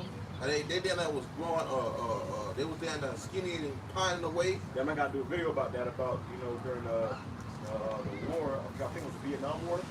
You had those women over there that was, you know, that was getting ravaged by those soldiers and stuff, man. I got a clip on that I want to go into. We'll go on YouTube, gonna take it down, but you know how these guys do because we coming into that time when shit gonna start getting more and more graphic and more uncomfortable. Exactly. And the truth hurts, man, and it's about to get very, very uncomfortable. Hey, and a great example is that because in that movie, those people that was pining away getting beaten, hey, these women not gonna be prepared. These women ain't gonna be able to withstand that, man. You know, these women ain't gonna be able to. Hey, you got those, you got in those wars, man. They do so much horrific things that hey, you can't even put a nickel on it, man. Because look, their mind, their mental is to break you, take you out, do anything what they want with you, man. You see, and they already speaking about, you know, even having a discussion with these women getting drafted there, man. All right, to war period. So, hey, what you gonna think is gonna be if it's these men in these type of conditions? How much are you women? You know, hey, it's gonna be a terrible day. When you smelling like funk and funk ass, it's gonna be the least of your problems, man. Right. You don't have to worry about your enemies on the other side ravaging, man, taking what they want, or even putting your ass 6 feet under. This is the second Ezra, chapter 16, verse 34. All of the young men will be killed in the war. All the young men will be killed in the war, man. Okay? So these men that are full of life, okay, they got all the energy in the world, these athletes, D1 athletes and shit, man, professional athletes, these men gonna be killed off in the war. Okay? And the scripture say the mighty man shall sigh there bitterly, cry there bitterly. Okay, so you men that think you mighty, you professional boxers, you macho man, UFC fighters and shit, man. You just football and basketball players, you're gonna be like bitches in that day. You're gonna be able to be accounted for as a man. Say that the time bitch up. And Pastor Harden said, these men gonna bitch up. The truth says, your mighty man shall become as women. It says, and all the married men will die in the famine. So that's why you're gonna have a lot of women left over here. Okay, when that war comes, because a lot of these men are gonna be drafted off into the war. It's more women than men. Okay, so you still have a lot of women left over after these drafts. You know, still stuck up here in Babylon to suffer. Alright, that's why they're going to be so heavy upon you women. You know, it's more women than men. Women will suffer the most and you the most violent. So you say all wickedness is but little compared to the wickedness of a woman. So you got a lot coming for your ass, man. You know? Now listen to my message. You people who serve the Lord. It is the Lord's message, so receive it and believe what he says. The disasters are approaching rapidly and they will not be delayed. These disasters are approaching rapidly. Meaning what? They coming fast, man. Before you know it, it's gonna be a full war state, gonna be in full effect, man. Also, long as okay, you gonna have curfew, all right? All these things gonna take you unexpected. Just say that, man. They gonna take you as a light. But ye brethren are not in darkness, so that they should take you as a lead. Okay, because what we've been watching. Okay, can the Watchtower. right? We've been on the watchtower. The watchman always gonna see the danger coming first. They didn't want the sound of the trumpet. Okay, it's up to you to listen to the sound of the trumpet. Okay, Drake is drinking, marrying, and giving in marriage. They partying, thinking it's cool, having fun, having a blast, doing drugs and shit. Okay, while the sound of the trumpet is dangerous. That's scary, man. You partying, you don't know what's going on in the world, and the trumpets are being sounded every day. You know, that's the Lord warning you. Shit's about to get real. You ever heard that that alarm they give off when a fucking whistle coming or something? That's what's going on spiritually right now. Every day, but nobody hears it. You know, so when shit actually pops off, it's gonna take you unexpectedly. But the whole time, it's been warned, man. Hey, Skip someone. hey, you have to do. That's why the scriptures tell you they shall say peace and safety. Then sudden destruction comes upon you. Right. See, because if as much as good as they're speaking of right now, or trying to have a good saying to you right now, hey, it's really destruction about to come this place, man. And these motherfuckers that's know what's coming, they gonna hide themselves, man. They gonna try to at least how they have to hide themselves. But what are you gonna do? You see, you're gonna be left out here scrambling and looking for food and in great distress, man. And guess what? Hey, when judgment comes to come to play out, man, you're gonna be in the midst of it, man. Well, look, you got Jake over there playing football with the kids and shit. Right now, I'm telling you, you should be in the house praying, man. You know, you got enemies of the state, enemies of America sitting on the borders, man. You know, and ships and groves, okay, in the surrounding countries, okay, less than 4 hours away. Jake just willy-nilly having barbecues, living it up, community. You know, that's what it's all about to these things, man. Pork and pork rinds, man, and baked beans. Right, because Jake is sleeping. Jake is in a deep slumber, and they ain't gonna wake up until they ass get cracked inside the head, man. Soldiers gonna be kicking in your door. Soldiers that ain't got USA flags on them. They gonna have flags on different countries, man. Okay, the UN troops coming through. You know, what you gonna say then? Why the fuck you ain't get here? The prophet's been warning you this whole time. Where were you at when the trumpet was being sounded? And that's why the scripture says, evil shall grow upon the earth. Even then shall evils grow upon the earth. Famine, sword, and destruction, man. Right. So in this time, you're going to be having these things accumulating and getting much worse while you're in a state of thinking everything is good. You know, right now, you can still go afford these women. Hey, these women, they get still assistance. All right? Like, you got men who still believing in being the next rapper or being the next top notch at the business. And it's much too, man. All right? Hey, how about my son is about to bring great death and destruction, famine, sword. All right, everything is about to come in this place really rapidly, man. Hey, there's so much going on. We forgot it was election year, man. You know, the president's supposed to be elected this year, man. But there's so much going on. You don't hear much people talking about that. Well, we're going to a war, it's going to get postponed anyways.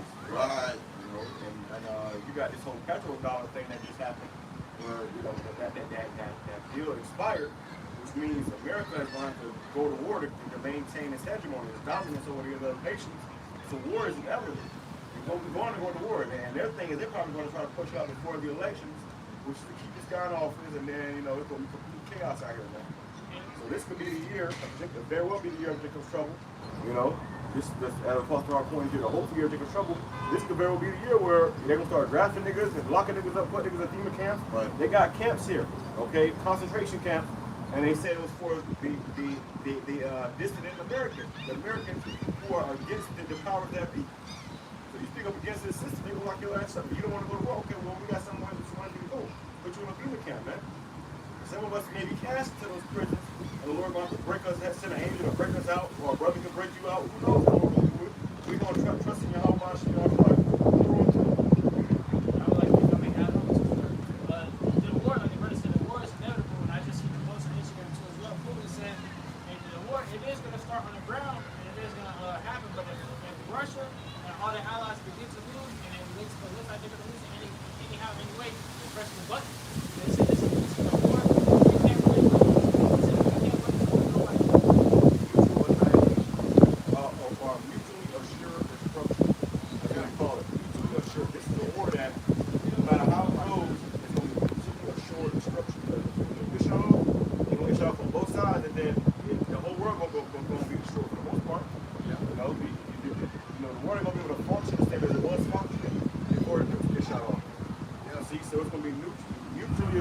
destruction, which is why the Lord's going to come and, you know, pretty much contain it to America and Israel, and then he's going to, you know, set up a righteous kingdom over the earth. There's a huge spirit around those nukes because when the nuclear missile gets shot off, all these other countries going to be alerted that there's a superpower in the air. They don't know if it's coming to them or not. So everybody's going to be trigger happy. What happened? You know, I got to protect my country. I'm sure this country because I think they shot it. You know, it's going to be a time of very, very irrational decisions, man. Everybody will press the button. All the Americans allies are going to turn against America. Everybody gonna think America shot up aid. You know? And that's what it is, man. America's the enemy, the big bully. You know, everybody got their eyes on America. You got Putin traveling to Cuba, Putin traveling to North Korea, having walking talks. Right. What you think they talking about, man? They talking about fucking cup of tea and the next boxing match? No, they talking about America. They say, hey, we gonna take this motherfucker out. And they're getting closer and closer. Right. So as they're getting closer together, these nations are getting further and further from America, man. They're getting, you know, they're building more and more tensions up in America, while these other nations that's teaming up against America are getting closer and closer. Yeah. This is 2nd Ezra 15, verse 17. Like I brought out Slovakia, like I brought in the lesson, you know, what happens when you go to, you got a fight schedule. Hey, when we was young, you used to schedule fights. We meet at the park, nigga. You know, what Jake was doing, going around talking to all his homeboys. Hey, come, hey, I got to fight at this time. Come to the fight. Come to the. That's what Putin doing, man. Hey, they scheduling a fight, man. You know, and it's gonna happen out of nowhere. But Putin already got, he's already backed up. You know how those fights be nowadays. Well, back in the day, Right. you go to a fight and if the person who you fight against got more people in the crowd and you start winning, they're gonna jump your ass. You know, so that's why I'm coming from America. That's what Paul was saying. He was like, if it comes to a point where the enemy is winning, I'm dumping. I'm shooting. He said nobody's going to win. He said, I'm letting I'm it go. airing this bitch out. I'm letting it go. You know, in Jake terms, I'm airing this bitch out, man. If I start losing, nigga, I'm airing this bitch out. And You know? he said if he said if it even looks as if we're going to lose, he's sending it. He said that's it. If it looks like we're going to lose, he's sending it. That's it. He said it's going to be like. And that's why America's been trying to avoid this war with Russia. Because they know, and that war is biblical, man. Russia has a huge part in America's destruction. So they knowing that, they thinking like, damn, we got to try to avoid this at all costs. At the same time, still trying to keep power, you know, on the world stage. It's inevitable. Hey, that man, Putin said, he said, not bluffing. 2nd Ezra chapter 15, verse 17. I'm doomed. Who will rescue me in those days? As you see these visions, you say, I'm fucked, man. Who gonna help me? What can I do? How can I be delivered? And I also going to show you that Ezra's reincarnated in the flesh, man. You know, regenerated. He's back again today. You know, that goes to show you that that's real. You got doctors that say it's not real, but the prophets that were here aforetime are here today. The scripture say this generation shall not pass until all things be fulfilled. So you niggas that crucify the Lord as well are here today. And you gonna see it, man. You got a lot you gotta pay for. You got a lot to atone for. And these niggas don't even know it. It says, troubles will come, and many people will groan. Famine will come, and many will die. Wars will come, and the world powers will tremble. So there's not just war coming, famine, pestilence. People gonna be getting sick out here. People gonna be eating each other out here for very hunger's sake. Okay, they're gonna be eating themselves. They're gonna be eating their own body. They're gonna be eating their own flesh for food, drinking their own blood for water, man. That's how bad it's gonna get. And then there's wars coming. And you think these things are just happening out of coincidence or out of nowhere? Well, these countries are arguing. It just happened out of nowhere. No, the Lord is sending these in the earth. The Lord is judging the earth, man. Hey, there ain't gonna be no question if it's the end or not. You don't know it's the end. You're gonna be like them, you know, all this shit happening at once. This has gotta be the end that the scripture was thinking of. Well, everybody subconsciously anticipates the end in their mind.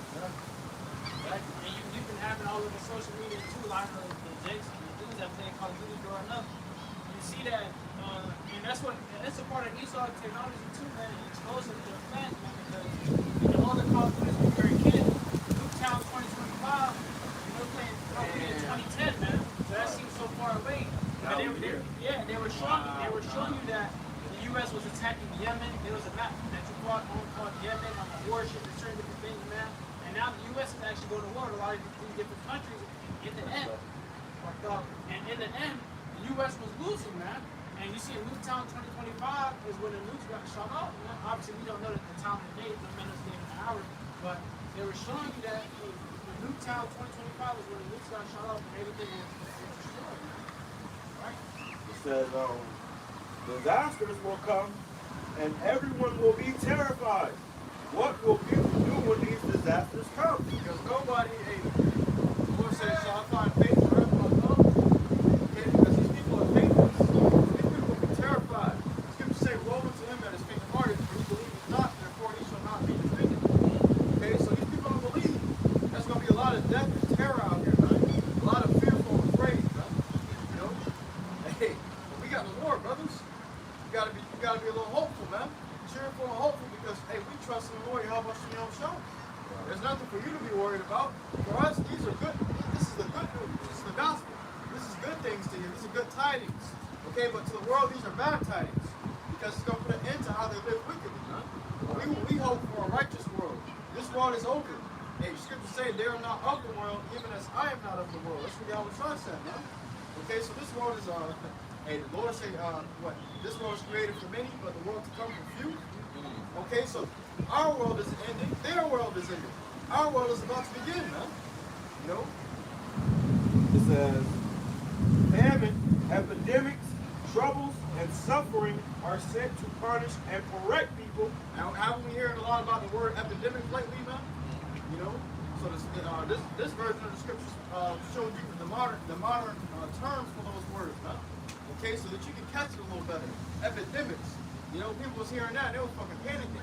I had people hit me up when this damn C9 thing rolled out, even though it wasn't even real. The C9 thing rolled out, and they talking about this at the end. Is this what you were talking about? Oh man, teach me all about it. I want to know all about it. And then when the shit blew over, they disappeared. They went back into the world.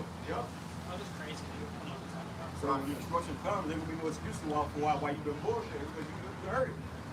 The Lord, he give you this birthday, make you think, oh, is this it, this it, this it. And then guess what? You still got time. And then what do you do with that time? Continue to bullshit. Continue to play games. Despise the ways of the world. It says, but in spite of all this, they will not turn away from their sins. They soon forget their punishment. The time is coming when food will be so cheap. So these things, these plagues are sitting as scourges for a minute, for you to repent. Okay? When you're in horrible times, that means repent. Jake knows that. Jake knew that. At least, you know, we were in our homeland. We knew that when we was going through it, the Lord was judging us, we needed to repent. That's why the scriptures say if all Israel turned today and repented, he would take us out of the land of our enemies and deliver us holy land and rescue us. But Israel can't do that because they destroy for lack of knowledge, man. Israel is a people before it's a place. It says,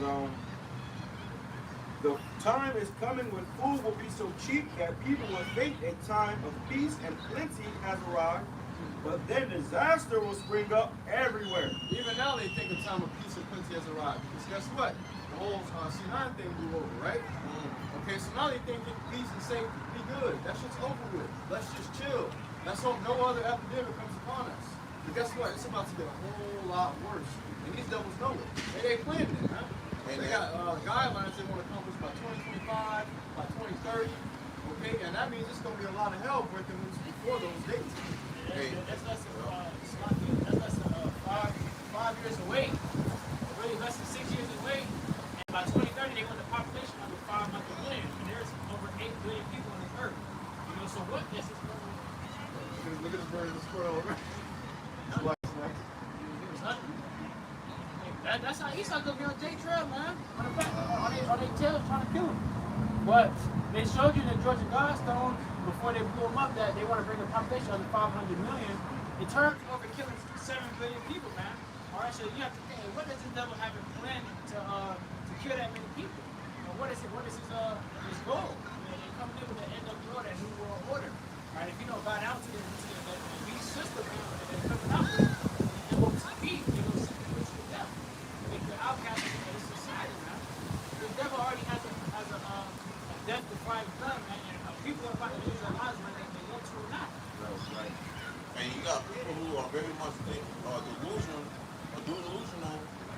going on, man.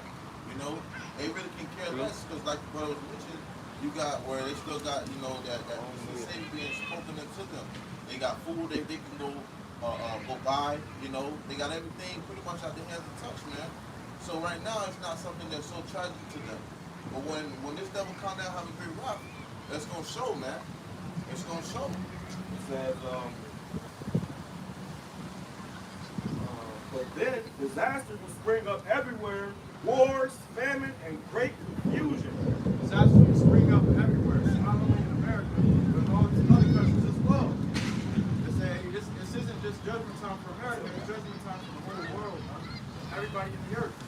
Okay, so all these countries are going to feel the punishment of the Lord when his hand is put over the earth. He starts to fork over the earth. Okay, he will shake the whole world. It's the book of Jeremiah, chapter 16, start at verse 4. They shall die of grievous deaths. They shall not be lamented, neither shall they be buried. In that day, you know, a lot of you niggas are gonna die of grievous death. You're not gonna be lamented, man. Yeah, everybody gonna cry. No one's gonna cry. Ain't gonna be no funeral. You know, you just had it. No, viewing of the body. You don't view the body where it died, man. You gotta keep moving. Every week we come out here, you have across the street, you know, a funeral where a whole bunch of cars are going to go carry it out to the grave. It happened earlier. It happened earlier, it happened last week, it happened the other time we came out here. You want a car crying? Every week, you know, you have that, but you're not going to have that in this day, man. All right, you're going to have it where you die, and then you're dead right there, and no one's going to be able to have the time to sit there and cry for you. Right. You know, so you see that in the movies. They say, "Oh, we can't leave him right here. We have to bury him. We have to leave him. We gotta go." You know, yeah. He's gone. He's gone. We have to go. We're gonna be gone too. Be into the movie and say, "God, he's gone, honey, he's gone. We gotta go." You always got that one thing that, no, I'm gonna stay. I gotta do something. And the people got right with him, man. And that time that we coming into it, Jacob's talking, his brother's going to have to move. Ain't gonna be no time to stop. Oh, I just seen a person get shot, I gotta help him. No, keep going. The Lord took him out. Keep going. You're still alive. Go. It's waiting on him. It shows you that in that movie, you know, or that show, what's that show with Zombies? Nah, it's the game. The Last of Us. The Last of Us. At the beginning, and all chaos broke loose, all hell broke loose. And it was in a car, and it was driving. It was a crash. That you gotta help them. They have children. He said, "We have children. Keep going." You know, you ain't able to talking like superhero, man. Motivation last forward. And they say that too. Civil War. There was a scene where somebody had to get help. Somebody had to get help, but they had to keep going, man.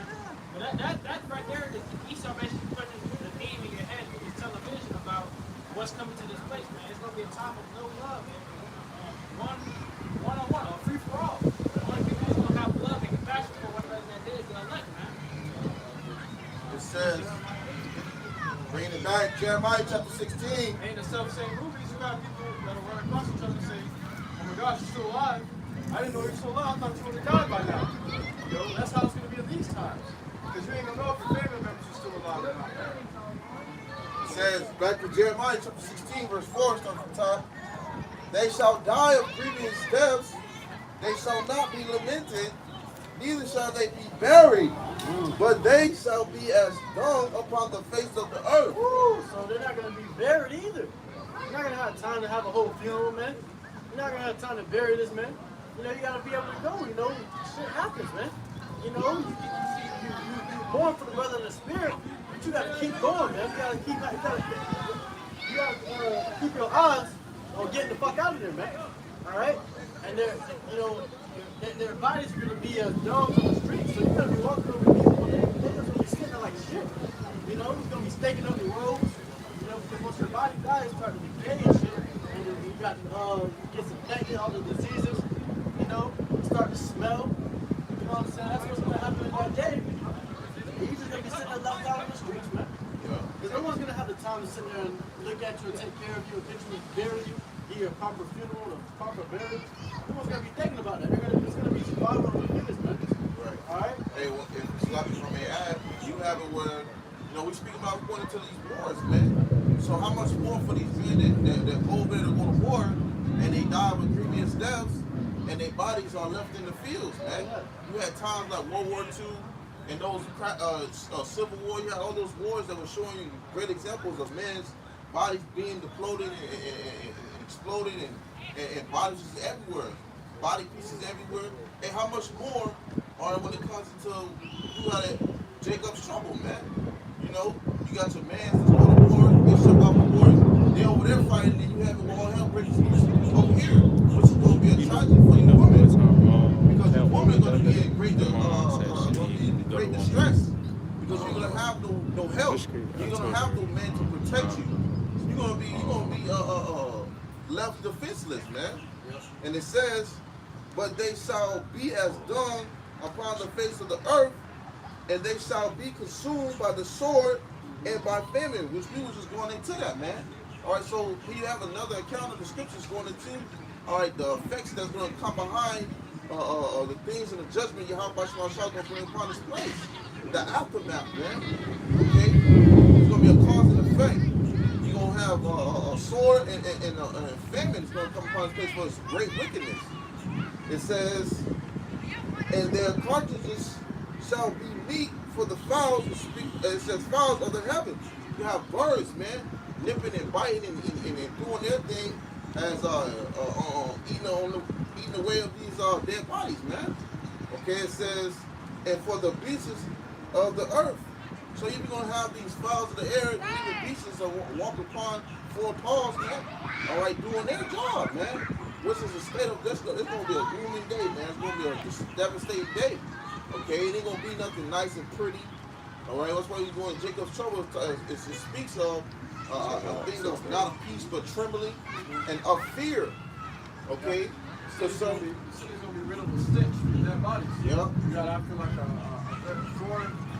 good 4 to 8 days, the body's starting to swell, okay, because the bacteria begins to attack the tissues, and it emits gases that causes that death stench, the decomposing stench.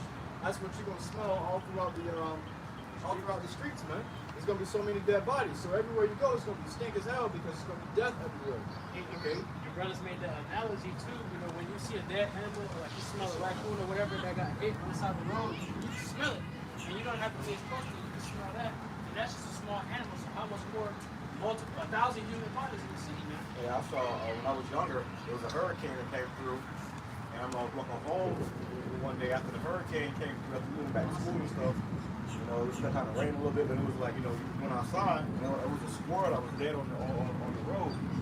Looked at it, oh shit, it was a dead squirrel. Me being legit, you know, I grabbed the squirrel by its tail, trying to lift it up, and the fucking squirrel came apart, and it was just a bunch of maggots inside the squirrel, man. You know, it was just a bunch of maggots. I lifted up, and it was just maggots all in the squirrel. I was like, oh shit, and the side that was on the ground stayed on the ground, and the squirrel came apart. I'm like, oh shit. And it was just maggots in that squirrel. So that's how these dead bodies gonna be out here. You know, you're gonna be full of maggots, you know, decaying right down the street. Right where you got it, that's where you're gonna lay at. The scriptures say the vengeance of the Lord is in. Yep. Right. It's gonna be bad all the way around. It really might be seen down there in the day. Right. We're gonna piece up. That was it? No. What you got? Isaiah 3. Go ahead, bring it on. Come on. Isaiah 3:24, and it shall come to pass that instead of sweet smell, there shall be stink, and instead of a girdle, a rent, and instead of well set hair, baldness, and instead of a stomacher, a girding of sackcloth, and burning instead of beauty. Thy men shall fall by the sword, and thy mighty men in war. And her gate shall lament and mourn, and she being desolate shall sit upon the ground. So the sheepdog, that go. And it shall come to pass that instead of sweet smell, there shall be stink, and instead of a girdle, a rent, and instead of well set hair, baldness. These women, you know, right now you see them, they smell good, look good. You know, they got the fragrance on them, the jewelry, the enhancements, all those enhancements, the wigs, all that's gonna be taken away in that day. You know, so instead of that sweet perfume smell, or whatever the little perfume or whatever they put on them, it's gonna be stink. It's gonna be stench. They're gonna smell crabs. You're gonna smell like something crawling up her legs to her vagina and dying in it. You know? set hair, baldness. Yeah, instead of that well set hair, the wigs you put on, you gonna have baldness, man. Hey, You know, because then if you already got the baldness under the wigs, you know, but she ain't gonna be able to put the wigs on no more. That shit gonna be bald under it. No, under that wig is gonna be bald under it, man. All right, you know, and they're gonna be going through so much shit that their hair is gonna be falling out, man. You know, you ever heard of you stress so much and you're going through so much shit that your hair, you know, hair start losing hair, you know, alopecia. Yeah, or if you know, you probably been raped by so many men that pulling your hair out and shit. They take your hair out, now you bald and shit. You know, so yeah. The Lord will give you what you want, man. And instead of a stomacher, a girding of sackcloth, and burning instead of beauty. Thy men shall fall by the sword, and thy mighty in the war. Right, man, the man is gonna be called by the sword and the mighty in the war. You know, so when they get drafted out, you know, ain't gonna be no little man to protect you, keep you comfortable, keep you secure and secure. You know, because now you're so independent. All right, be independent then. You know, so then when you go out to when you're out here, your man is out at war, catching hell. You don't know constantly run. Because you're gonna also have shit going on in America, where America's gonna have a civil unrest inside of it, where they, you know, people are looting each other's houses, killing each other, and these women ain't gonna have no protection because they ain't gonna have no men. All right, so they're gonna be going through so much shit, they ain't gonna be able to have time to think about their burdens. They ain't gonna have time to think about what they're gonna wear. They're gonna have time to think about putting the wig on or changing their hair, putting all that stuff, and that alone is gonna fuck up women's mind. Oh, I can't do this no more. I can't get my hair done. I'm gonna go take that MO2D. Hey, women don't get You know? like they don't got lashes, man. Exactly. The woman is missing one piece of their attire that they need to go out, man. They don't even want to go out because the night is already flowing. All right, because you're not leaving the part of that harvest, man, that you guys are trying to achieve.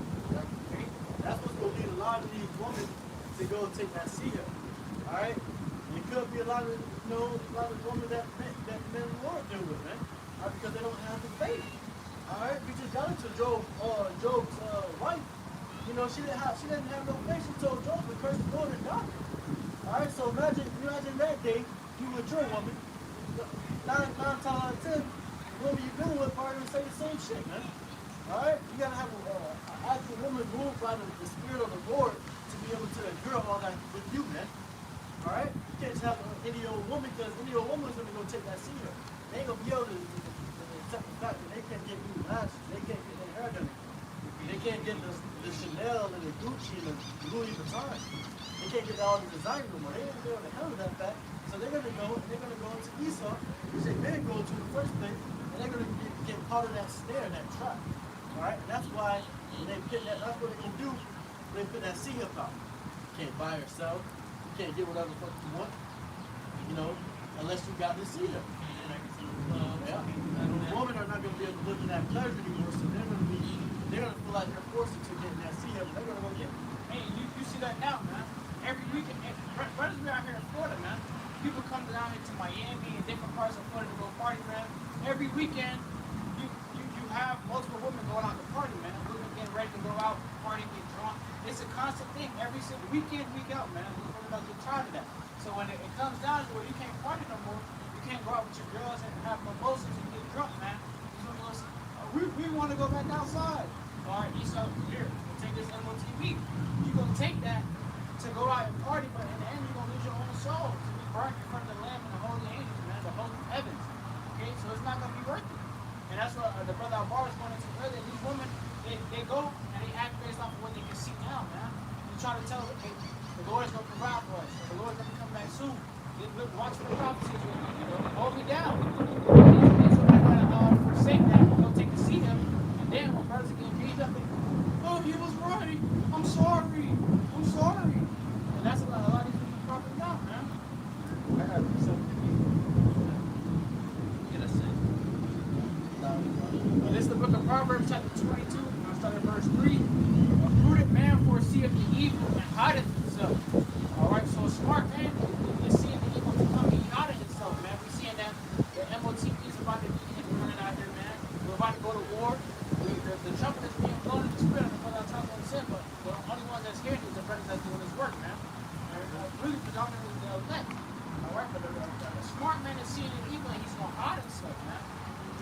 but the simple pass on and are punished. And the simple pass on and are punished, that goes into, you bring out the word, these 2/3 that just, they may understand it. How Yahweh is not going to get it later, but for the ones that just hear it, they in the call.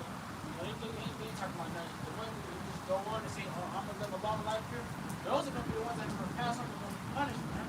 Are you going to receive that judgment? Because why? You didn't want to take heed. The Lord had his hand out. He was offering you salvation. He was blind to that. You had better things to do so far. So when it comes to your salvation in your life, the Lord comes to save you, the Lord even have better things to do. Like saving the elect, man. Delivering them out of death, man. And it says, by humility and the fear of the Lord Yahawashi are riches and honor and life. So by humility and the fear of the Lord Yahawashi are riches, honor, and life. Fear of the Lord and being humble, man, understanding our walk and us being part of the truth, man, that's life, man. The fear of the Yahawashi, that's what's going to bring us life and riches, man. Okay? And that's the key to everything, man. Versus trying to be somebody in this life, you're going to seek to save your life on this side, you're going to lose it, man. Our brothers losing their life on this side to end up gaining life for Yahawashi and the life to come, man.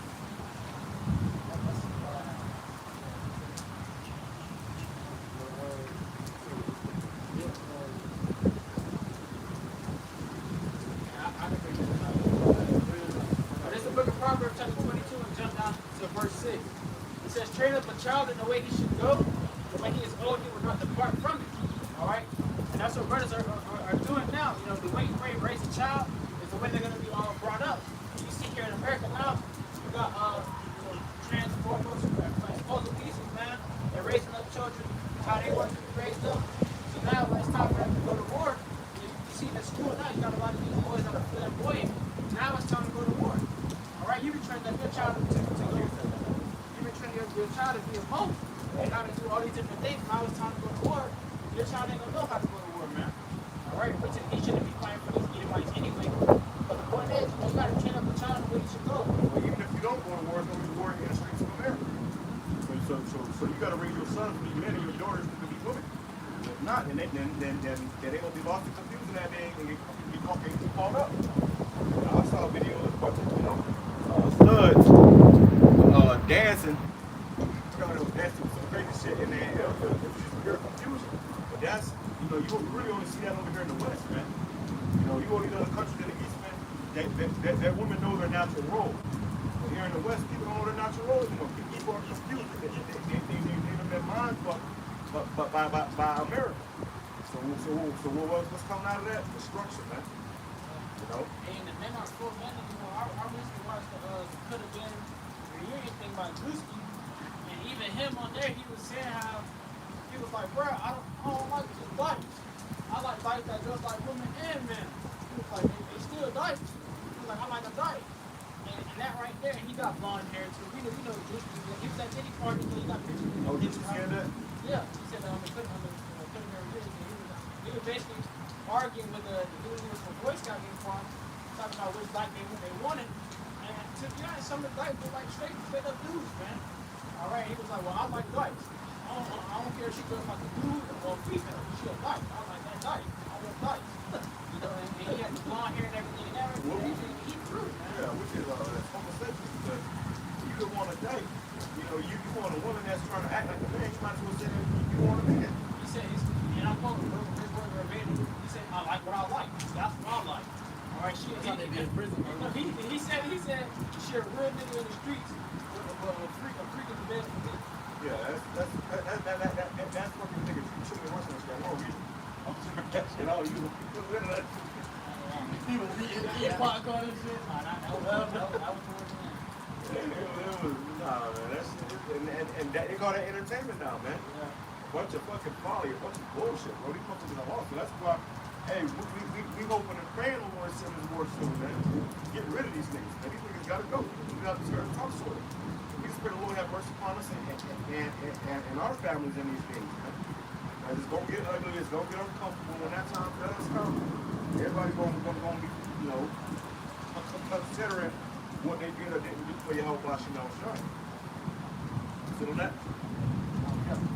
Go ahead. This is 2nd Ezra 16 and 18. the beginning of sorrows and great mourning, the beginning of famine and great death, the beginning of wars, and the power shall stand in fear, the beginning of evils. What shall I do when these evils shall come? Woo. Hey, man, you know. Oh, actually, bring out verse 17. So I mean, Started back at 17. Woe is me, who will deliver me in those days? hey, man, this is Ezra speaking. He said, "Woe is me, destruction to me. Who will deliver me in those days, man?" All right. And he said, "The beginning of sorrows, the beginning of evils, the beginning of death, famine." You know, so all these shit's gonna be taking place at once, man. You know, all this tribulation is gonna be taking place at once, where things that even happened in the past will be occurring at that same time in the present. You know, and things you never even seen before. You don't have demons manifesting, you know, out of thin air and shit. You're like, damn, what the fuck is that? You know, and you gotta be able to, gotta have the Lord on your side, man. You know, that's why Ezra's like, woe is me, who's gonna deliver me that day? You don't got the Lord on your side, who's gonna deliver your ass, man? Alright? If you're not right with the Lord, who's gonna deliver you, man? Because you're gonna have the beginning of death, the beginning of famine, you know, all these different sorrows, you know, people dying around you. It ain't gonna be no 911, man. You know, and you're gonna look around, you're just like, damn, everybody's around me dying. They're mental alone. If you was to call 911, then we're gonna phone and electricity. You're gonna get down to it, man. Yeah. So if we gonna call upon, who you gonna call? All upon your God. You're right. I don't can't help you either. So you're gonna have to have a power. You know, you're gonna need divine intervention. If the Lord ain't with you, you ain't gonna have that. Then it's gonna be you and Lord's wrath, man. Even at home, man, you have a lot of these jakes. Even like Lil Durk and all these jakes I'm saying, well, I'm Muslim now. I'm Muslim. A lot of these jakes going into false idols, many different gods. So there's gonna be a lot of bloodshed, you know, more than people expect. Jakes will be calling on Allah and all these different powers, man, ultimately be destroyed. Lord said, God, God, so let them deliver you in the time of your tribulation.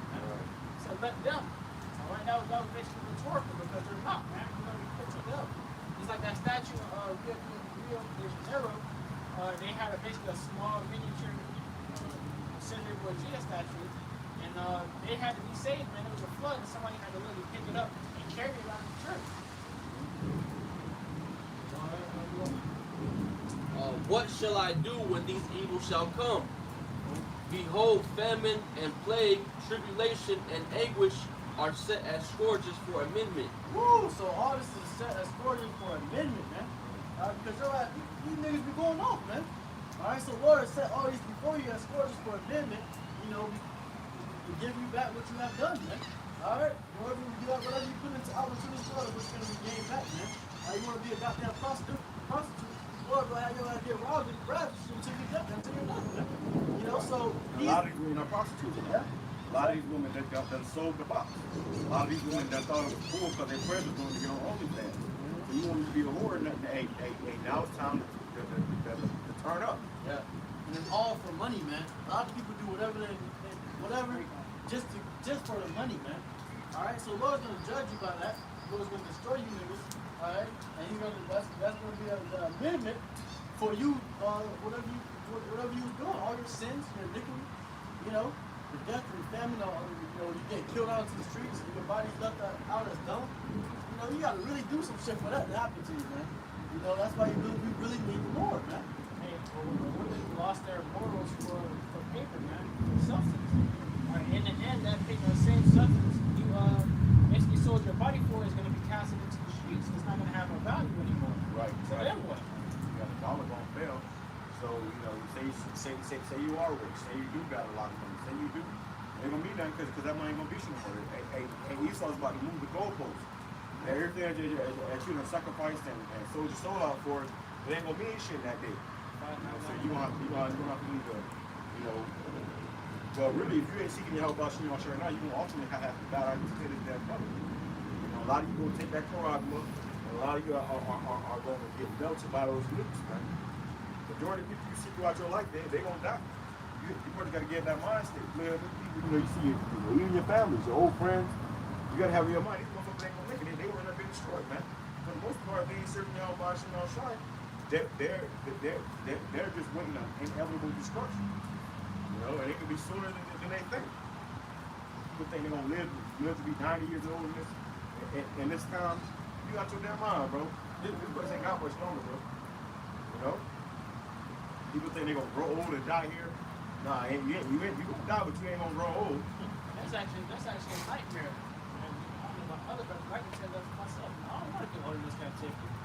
When brothers get old and they get up in age, man, ain't no So telling having all your infirmities. all the infirmities, and there ain't no telling you where your mind is going to be at, man. All right? Even like our Lord, all right, when he got up in age, man, he ended up falling out there with his wife or God, man, and going after their hearts. Solomon. Solomon, Slakia. But you know, so Which wasn't one or regeneration. you know, and that right there is, you know, that's a scary thing to think of, man. That right here lets you know that this ain't the second covenant, man, and this isn't the kingdom of heaven, man. All right, you brothers out here scared to get old enough in age, man. And the kingdom of YAHAWASHI is established on earth, and brothers get to explore the galaxies. Hey, brothers gonna be 90 million years old, still looking 20, man, 21. All right, that's what brothers want. Brothers are yearning for that. Not to get 70 and look like you broken over 130, man. That's it on that. This is Second Ezra, chapter 15, verse 1 in the NLT. It says, the coming disasters. The Lord says, proclaim to my people the prophetic messages that I will give you. The Lord gave us these prophetic messages, man. He told us to come out here and proclaim it unto his people.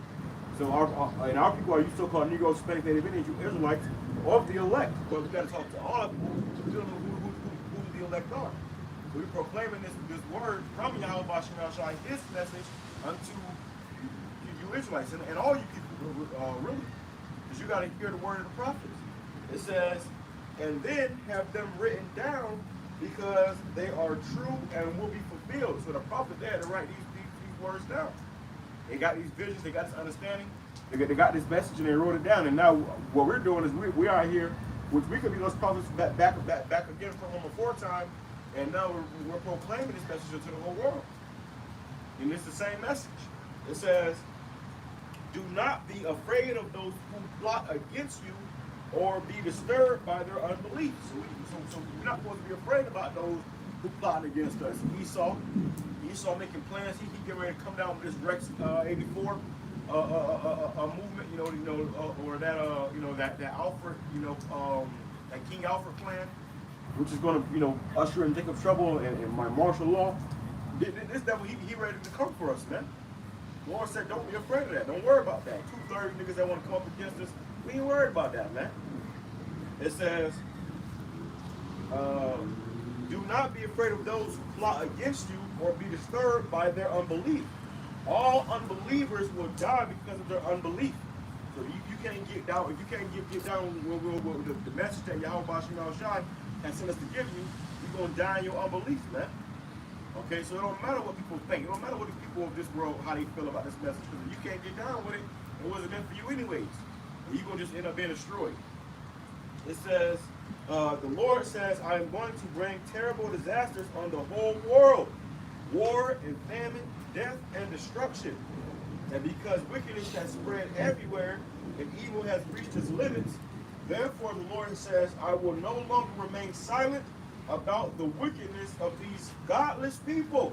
I will no longer tolerate it. They have murdered innocent people, and the blood they have spilled cries out to me for revenge. The souls of the righteous are constantly pleading for vengeance. And that's the elect that have died here, man. You got brothers, that have died, on this side that believe in YAHAWASHI, have been serving YAHAWASHI, and they're crying out to the Lord to deliver us, man. To get us out of here, to destroy these wicked niggas, destroy these Edomites, to set the record straight. You see? So, hey, the Lord gonna do that, man. That's the time we're coming into. The Lord about to show you who we really dealing with and who we not dealing with. We in that time. It says,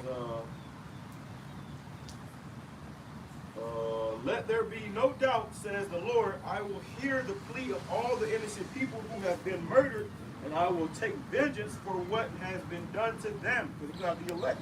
Some of us may maybe put the death on the side, man. Esau may come in, and a lot of brothers going to die. not a lot of brothers, but a few of us are going like how after that. That may be a lot. To be a martyr for YAHAWASHI. That's going to make the Lord come that much the sooner, man. You know? So, hey, we got to trust in YAHAWASHI through thick and thin. You got it, go ahead. And within that, like the brother said, all these things that the Lord has written and drawn in papers, and they're faithful and true. All right, you have a lot of different death and destruction and famine and plagues coming to this place, man, and they're going to be fulfilled. The book of Ezekiel, chapter 33, verse 33 says that when this cometh to pass, lo, it will come. Then shall they know that a prophet has been among them. All right, so when all these things come to pass, and you start to see MOTB is implemented, then it's mandated, man. All right, you got to go to war. All right, and then you see the chariots crack the sky. When YAHAWASHI, Lord Yahawah returns, he cracks that sky. You see chariots beating up so-called Negroes, Hispanics, Native American Indians, man. All right, and you see all these things come to pass, you're going to know a prophet has been among you, man. Yeah, the prophets was warning you of this before it came. People say, no, that's not going to happen in a lifetime, but now you've seen it in your lifetime. Then you get in for all makes that's when it's all going to register. Wow, that man was a prophet. And the biggest thing too, the Euphrates River, man. All right, brothers were saying that was going to happen via the scriptures, man. The scriptures were ordained that would happen, and if people didn't believe it, then it happened. Same thing with America going to war. America eventually is going to get annihilated. People, oh, we're not going to go to war. No country's going to go to war with us. Now you see it a year, 2 years later. All right, America's about to go to war with Russia. America is now an enemy to Russia. You literally have Russian warships less than 4 hours away from here, man. But that was last week. Last week. You know, and with the submarines and things like that, man. You know, so it's not far-fetched, man. America can be touched. hey, and these devils, they tried to give me a little warning or whatever for a video I did about that. And I said it was literally on the news. Like I'm literally, this is not misinformation. And then they end up saying, you know what? It's not as serious as we thought. We're gonna take away the warning, but we're not gonna put the video back up.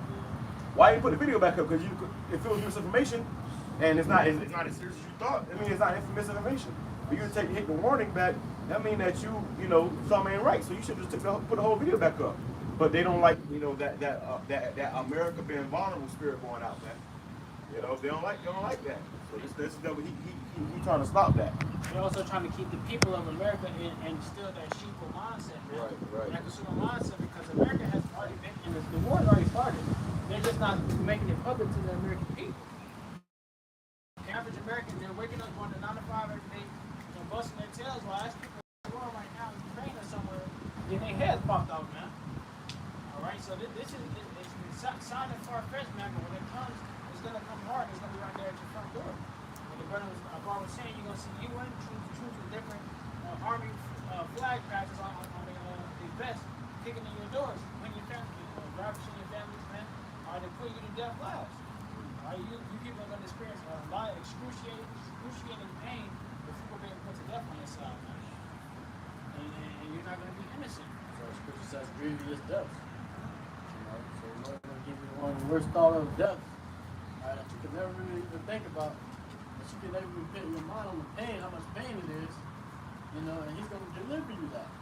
You know, so the Lord will give a lot of you grievous deaths for the wickedness that you have sown. All right, and you're gonna reap. You're gonna reap. You know, what's it called? Judgment, man. You know, Death is a repayment of your wickedness, man. That's the reward of your wickedness, man. Hey, y'all grab it up so we can close out. We was out here, it was packed, people was barbecuing, and a little rain came, everybody started clearing it out. just Our cars, the only cars in the parking lot now, man.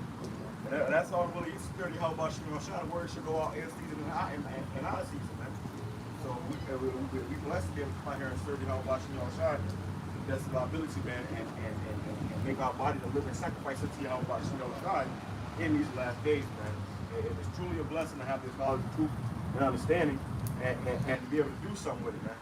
You know, you got people that have this knowledge and ain't doing nothing with it. Or you got people that just don't have this knowledge.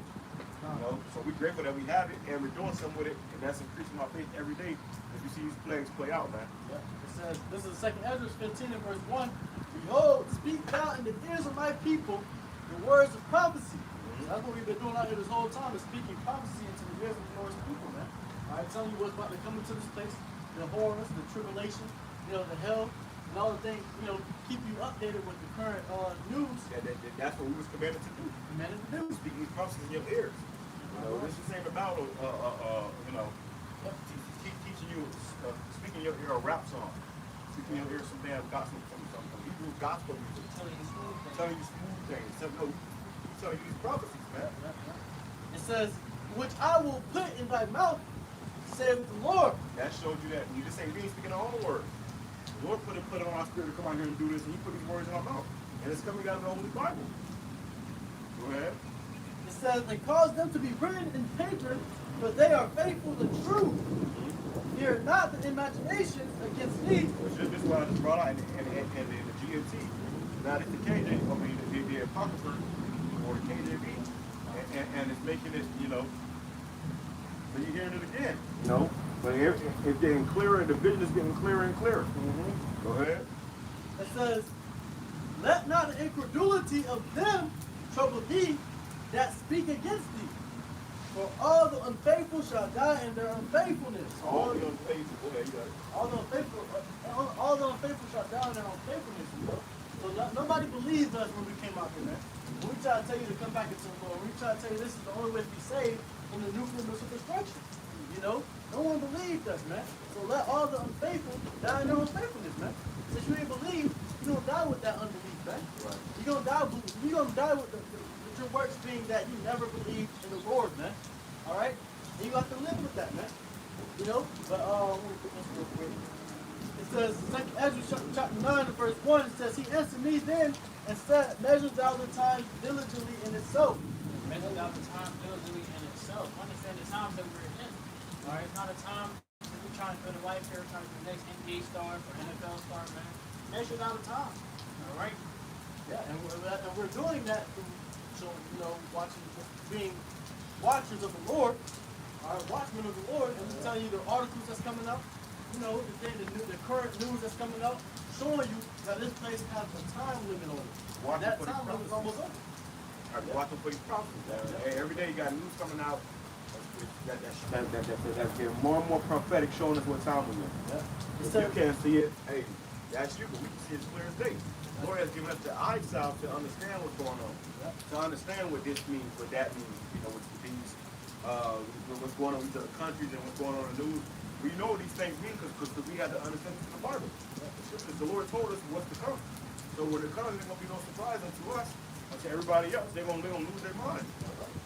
It says, and when thou seest part of the signs past, which I have told thee before, then shalt thou understand that it is the very same time wherein the highest will begin to visit the world which he made. Right, and that's what we're visiting the world now with, you know, death and destruction.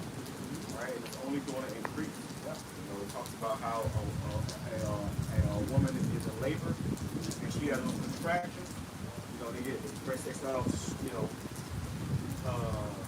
soft, and they worse and worse than that as she gets to deliver to that baby. We're about to feel those contractions, man. Yeah. You know, it's going to start to get tighter and tighter and more harder in this society before society ultimately collapses. And the Lord comes, man. All right?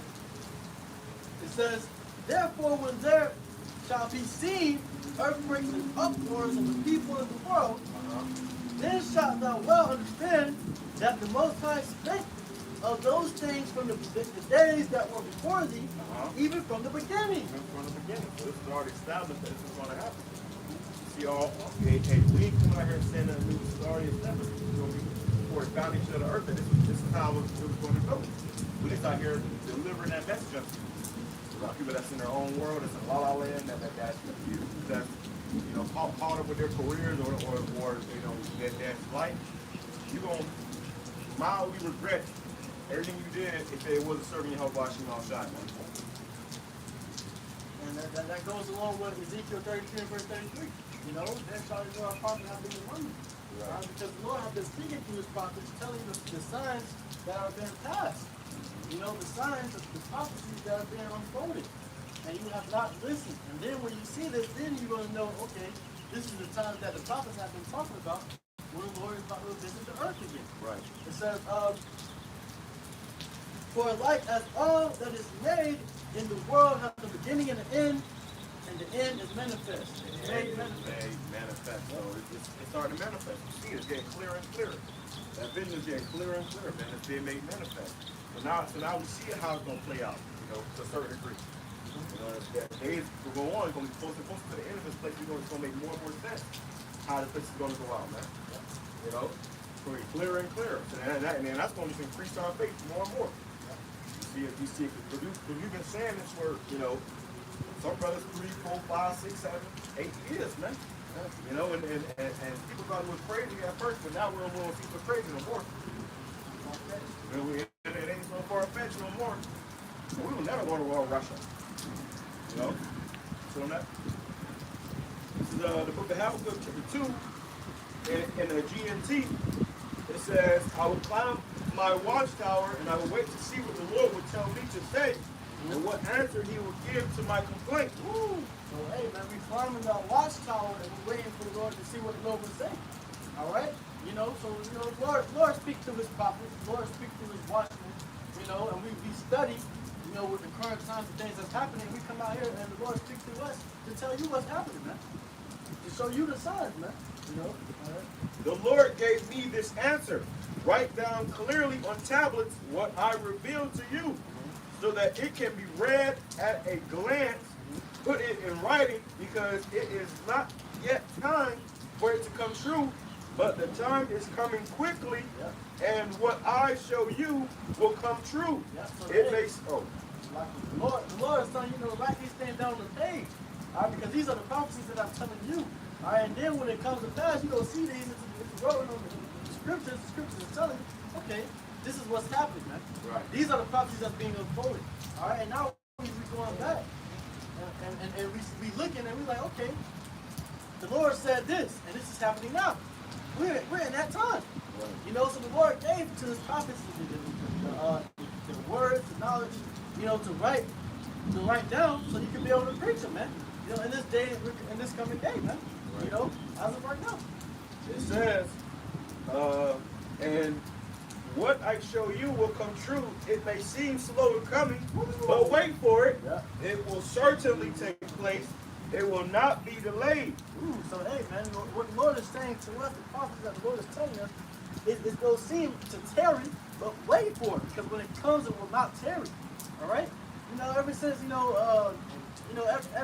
ever since 2020, these prophecies have been popping off back to back to back to back to back. Every year there's something, man. Now it's becoming to every month, and now it's becoming to every week. You know, but every year there's something huge, and a whole bunch of other prophecies be coming after that, man. You know, so you know the Lord is showing us, okay, you know, writing in the scriptures the things that's going to be happening, so we can be able to see it ourselves and be like, okay, this is the scriptures, man. Right. This was in the scriptures. Right. You know, and now we're seeing it, and now we're preaching it, man. All right. That's true, because you know when certain brothers came in, you know, prophecy was happening every few months. You know, brothers said this, and then you know, a few months went by. You know, C19 hit, but then it went from a few months to every month, every other month, not every week.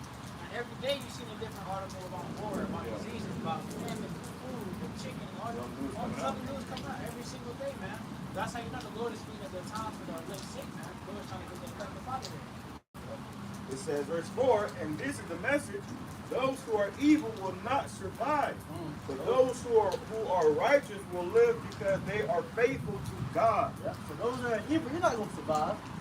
All right, you want to be wicked, you want to be a part of this world, you're going to die with this world. Right. All right, and those that are righteous, you want to be a part from this world, man. Right. All right, so we can be saved from this world. And we're faithful unto the Most High. Certain things that we don't do.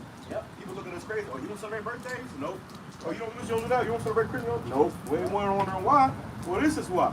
So when that time comes and it's not delayed anymore, the Lord can deliver us out of that time, man. You know? And the reason they look great at us about that is because they're of the devil, man. All right, when you go evil. When you go to the satanic book, man, the number one most worship holiday is your birthday, because you're worshiping yourself. It's called self-worship.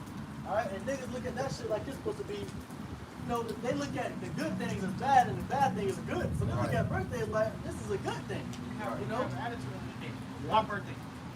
People take the whole month. You know, people take that whole month away for themselves. And that right there is idolatry, man. And when they do, they say, oh, it's my day. Every day belongs to the Lord. He gave it to you. Yeah. He put breath in your lungs that means for you to get up, walk around that damn stand around doing nothing like your birthday. Listen, man, YAHAWASHI is, you know, it's who it's all about. Just power, man. The Lord, he couldn't block it enough from it. So we're faithful, man, to continue to keep faith in the Lord Yahawashi to do His works, man. All right, no matter who mocked us, no matter who scoffed us, no matter who come against us, we continue in this work, man. All right, there was prophets back in the ancient times that died, you know, for keeping the Lord's word, man. All right, and that's how it's got to be in the times we're coming into, man. Right. The Lord's gonna test you, man, and some brothers might have to be martyrs for this faith, man. You might have to die for this faith. Or you have to take it, you might have to get your head chopped off, all right? Because you don't want to take that MOTB, that secret, you know? It says, bringing that part back, verse 4, and this is the message: those who are evil will not survive, but those who are righteous will live because they are faithful to the Most High. Those who are righteous will live because they're faithful to the Yahawashi. All right, they're faithful. They kept the patient. All right, they kept the word of the Lord, man. Ultimately, as we know, upon that, the 1/3 is men, women, and children that believe in Yahawashi. Now, trying to keep the law, that's what it is, man. Along with the 144,000 of that men. Okay, you gotta understand that. You gotta keep the commandments of the Lord and keep the faith, man, all the way to the end. Whether you have to be a martyr for this truth, man. And the Lord will raise you up first. Okay? And those who want to be wicked, who want to be too dirty, want to be niggas, don't want to repent from eating abomination, man. Don't want to come into the truth. Don't want to actually try to change their way and beg the Lord, hey, Lord, if I'm sorry, I'm a sinner. I need your help, Lord. Don't want to actually ask for that help, man. Y'all gonna be destroyed. Right? You're too prideful and too humble. Pride goes before destruction. Lord goes to destroy you, man. That's it. That's all I got. I'm going to put that for us. That's all we got on that. Lord willing, this lesson was edifying, so hopefully help you want to listen again. And once again, we get the bonus of the apostle here at Millstone, who's a blessing to elect. We want to give our praise, glory, and honor to YAHAWAH, BAHASHAM, QADASH.